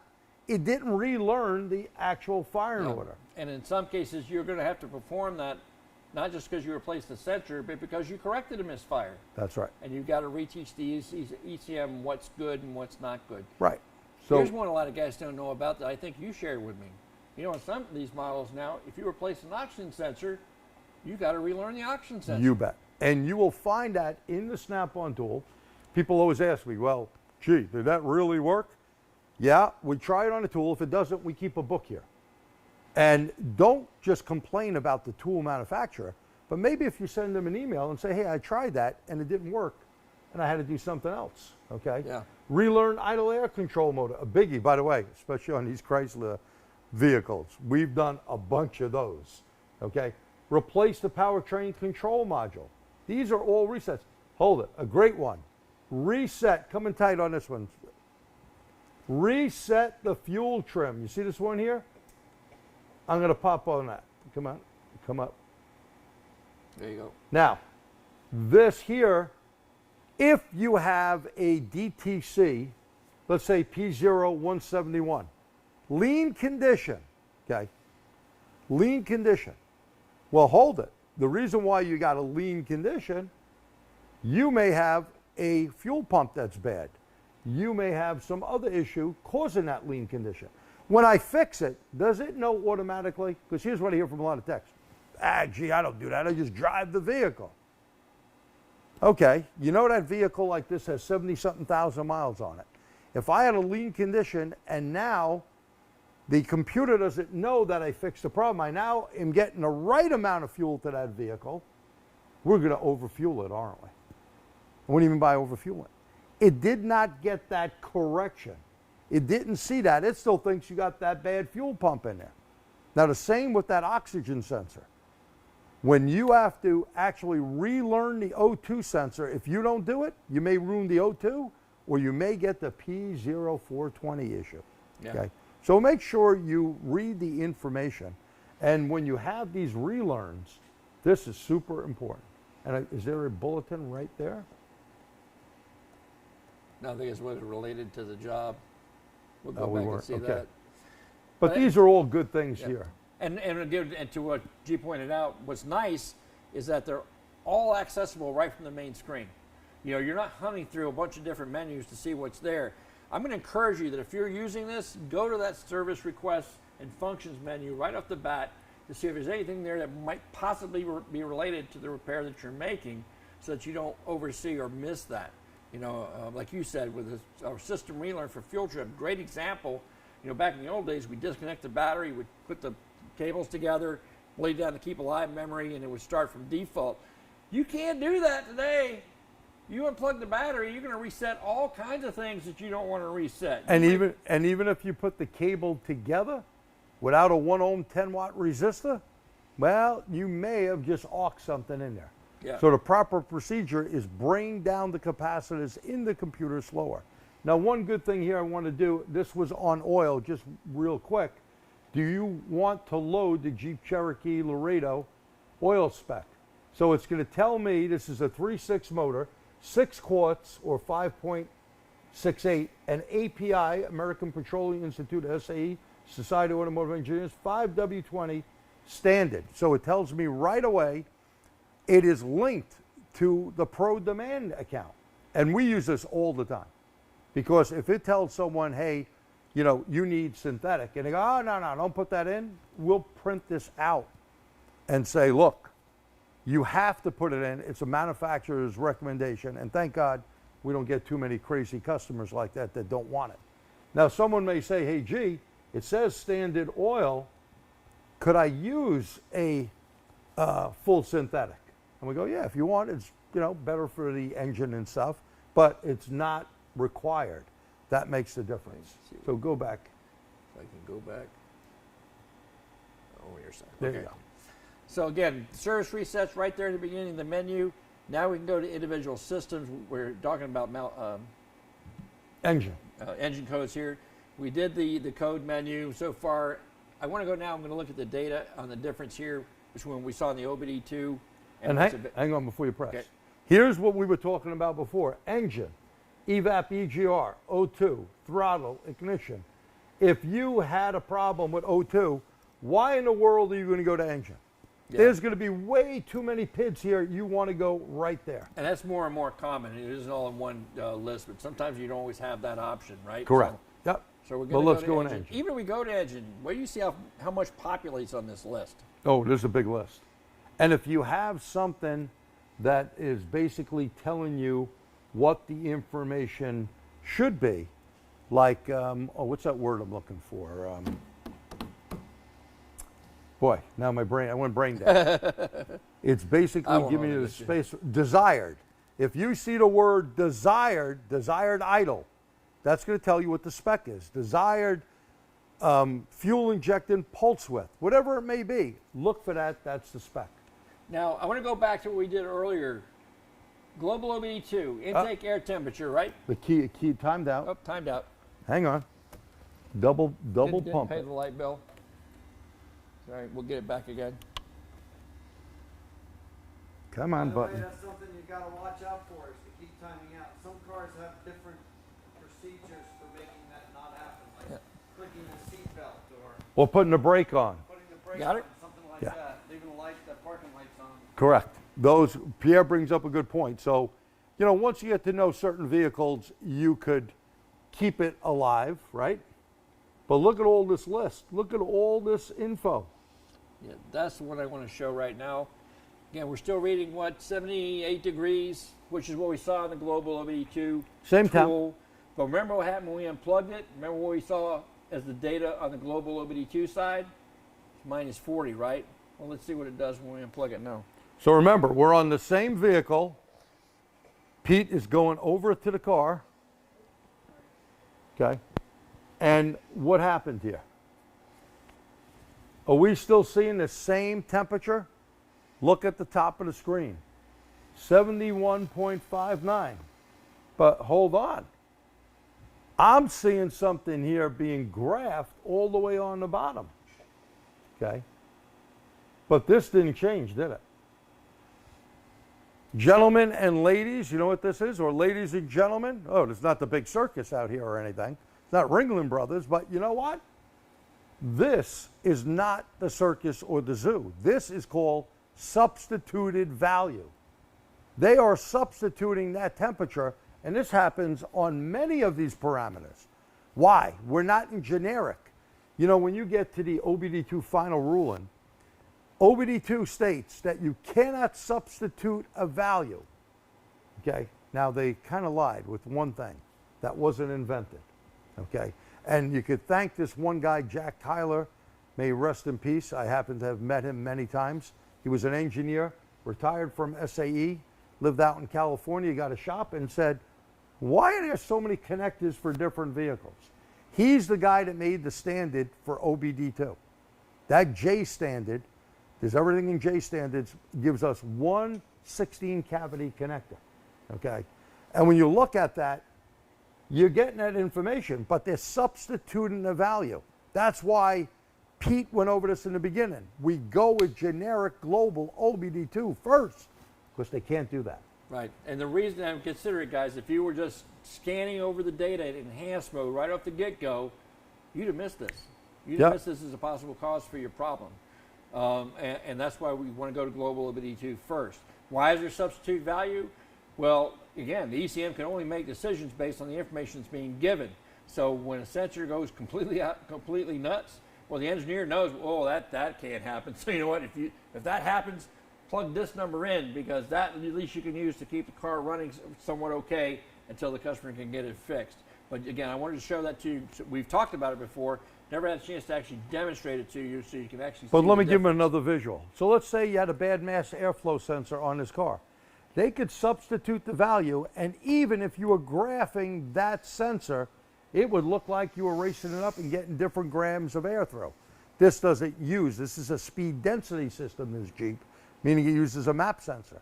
Even if we had the map sensor disconnected and you raced it up, it would go off APP, accelerated pedal position, and look like the map is really changing. It's not, it's substituting a value. So it's a very important part why you want to go into generic or global. Yep. Now, the other thing I want to point out too, because Jerry pointed out about the graph, how it was changing, and it looked like a huge drop, didn't it? From 78 to 71, that's only a few degrees. So it looks huge on the graph. You want to make sure you know where your scaling is before you give a lot of credence to a huge change going on. Thank you, Understand where Pete. those parameters are. That scaling could throw you off. I've seen good techs get beat on that. All right, so we're going to go into engine again. And what we're going to do now is go to code. Whoop, and we back out a little bit more. There Oh, we you go. wanted to go to coast. Yes. All right, so there we go. Now, This is great this part. is where I want to go through as we kind of wind down to the end of our webcast tonight. Having the information at your fingertips is you have it so much better today than we did. All those resources you might want are already in there, and Snap-on's been a leader in that for many, many years. And we're just going to show you an example. Let's just take the map sensor code that we were dealing with, and we're going to hit the diagnose button. Now watch this. This is pretty cool. This, my friends, this is our sponsor. This is our Fast Track Intelligent Diagnostics. You mean smarter than you and I put Right. together? Probably. Well, it's got everything that we talked about. First of all, any TSBs related to the issue are going to be highlighted on this screen. All right. If you could pull that back up for me for a little bit. There we go. This is where I really wanted to kind of stress again. This is that statistical resource I told you about. The mileage and the common issues associated with the code that we're trying to work on. I want to stress again, this is not a shopping list, guys and gals. These are giving you some probabilities, but if you say, okay, the number one on the hit parade is to replace the plenum gasket. Oh, but Pete, 19 people said it. I can't do it. And then it don't work and the customer gets mad. But I can go in, I can test and verify that I've got the same problem before I proceed, all right? Now, here's another great feature that they've included, code-specific scanner data. Remember, we already got it subdivided into just the engine. Well, they're going to take it a step further, and they're going to pull up the PIDs that they know from statistical use, as many times as it's been done on this code, where the common PIDs are associated for that particular code. And by the way, you want to know sometimes where to get this stuff. It's called data mining. Yeah, absolutely. So basically, what they did here is and you see how they just saved that screenshot? They are connecting, like your tool is connected to the cloud. This also happens with OEMs. Look what they flagged. They gave you the map voltage out of whack, and the grams mass airflow doesn't have one on here, but you know there is air flowing through there. But right there, that gives you the. Come on, full screen. So you can see the difference in that voltage reading right there on that line. Yeah, but what I want to point and to the end of this, you back that out just a little bit. With this particular tracker now, to make this work the way it's supposed to work, they automatically will put these flags on the PIDs that are most relative to the problem that you're diagnosing. But to be effective, you don't want to start this up until the engine's gotten to a hot idle. It's got to reach normal operating temperature and be running, which our Jeep isn't. That's why it flagged it right away. So if it's running and that flag pops off, what's really nice is that at the very bottom on the timeline, it's a little red marker for that. And I can tap on that and automatically bring up the data that was recorded and logged. The little flash you saw on the screen where it saved it in the records. It's all right there on the screen where we can go ahead and pop it up and populate the data and see what it was that changed. That's just going to help you with your diagnostics. Very powerful. All right. Another thing that you can do with them is, as we saw earlier on the OBD2, is you can go in and plug in your own flags for the data PIDs you want, just like we did earlier with the OBD2. All right, so we'll go back to the next thing they have on the list. Code-specific functional tests and reset procedures, if there's any. I don't think there really is any here, but you can see we got intake manifold, short-running valve, control state, and some other things that we might want to look at in terms of the... all the intake, variable intake, and intake phaser cleaning. If we had a code related to that, we have the memory reset procedures here, functional tests associated.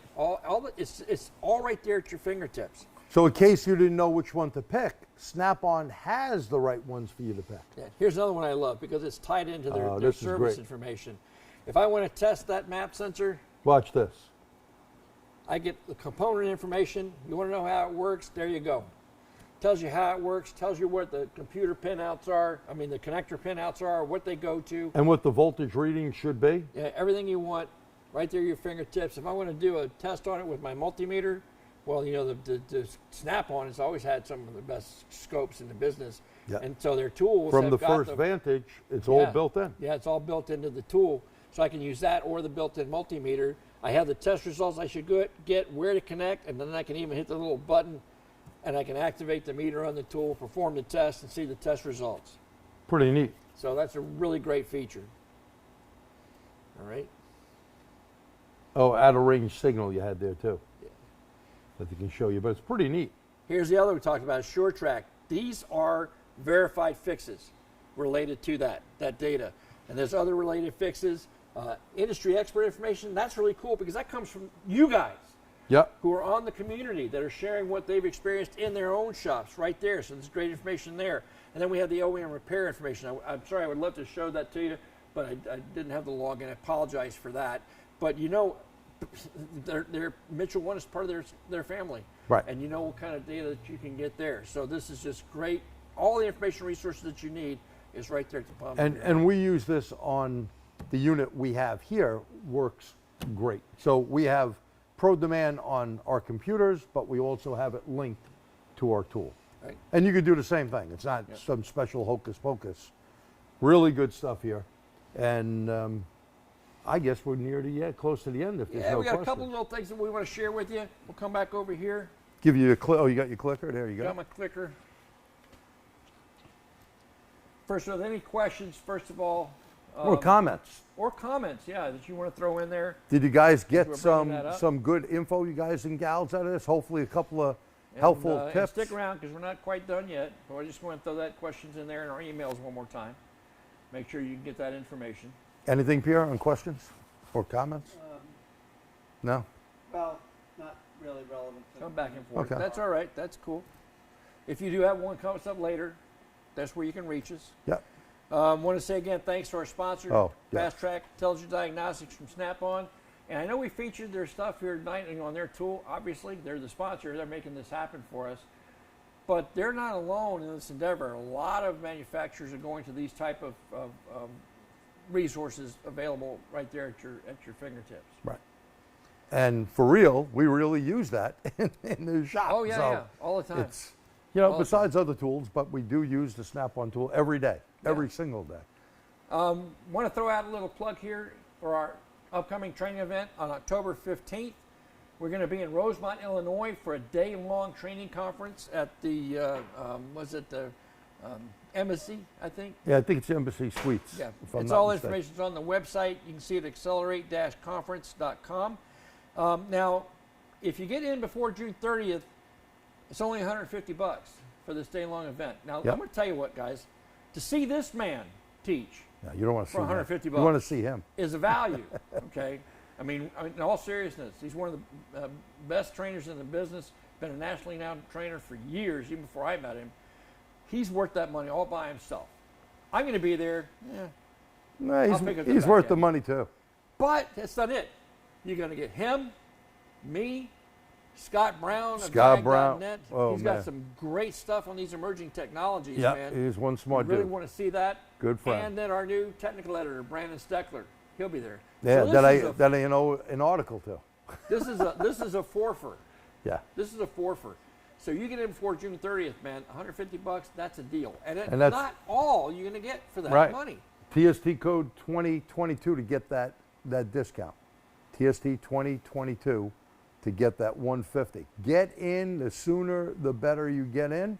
Reserve your seat.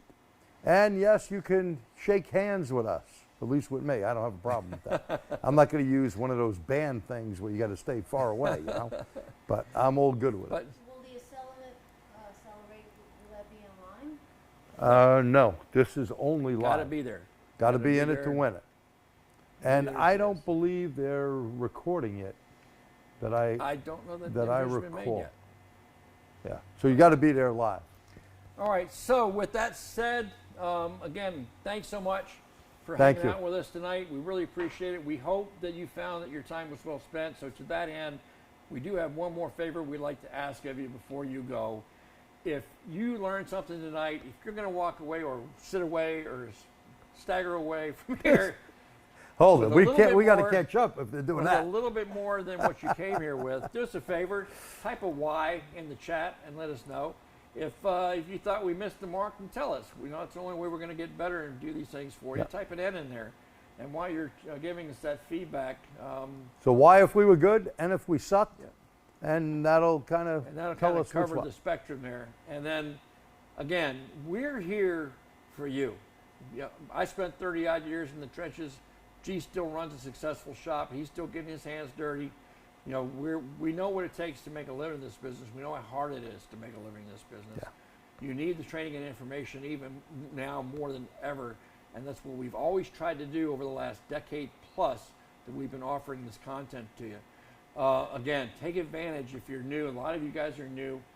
Take advantage of the content you're going to find in that motor race training website that you're watching this on.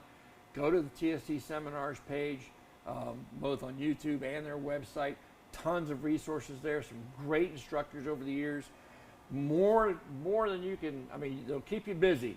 If you want to watch videos, forget the TikTok and the dances and the kitty cat videos. You know, do yourself Well, a favor. I do like those pussy cats. They're Yeah, very well, nice. so spend I have a whole bunch of cats. Spend your time is going to feed your mind and expand your professional skills. Check out those resources. I see the comments again. Thanks so much. Thank you. Really appreciate it. And, We do. With that said, y'all have a great night. Yep. And we'll see you again in July. Thank you so much.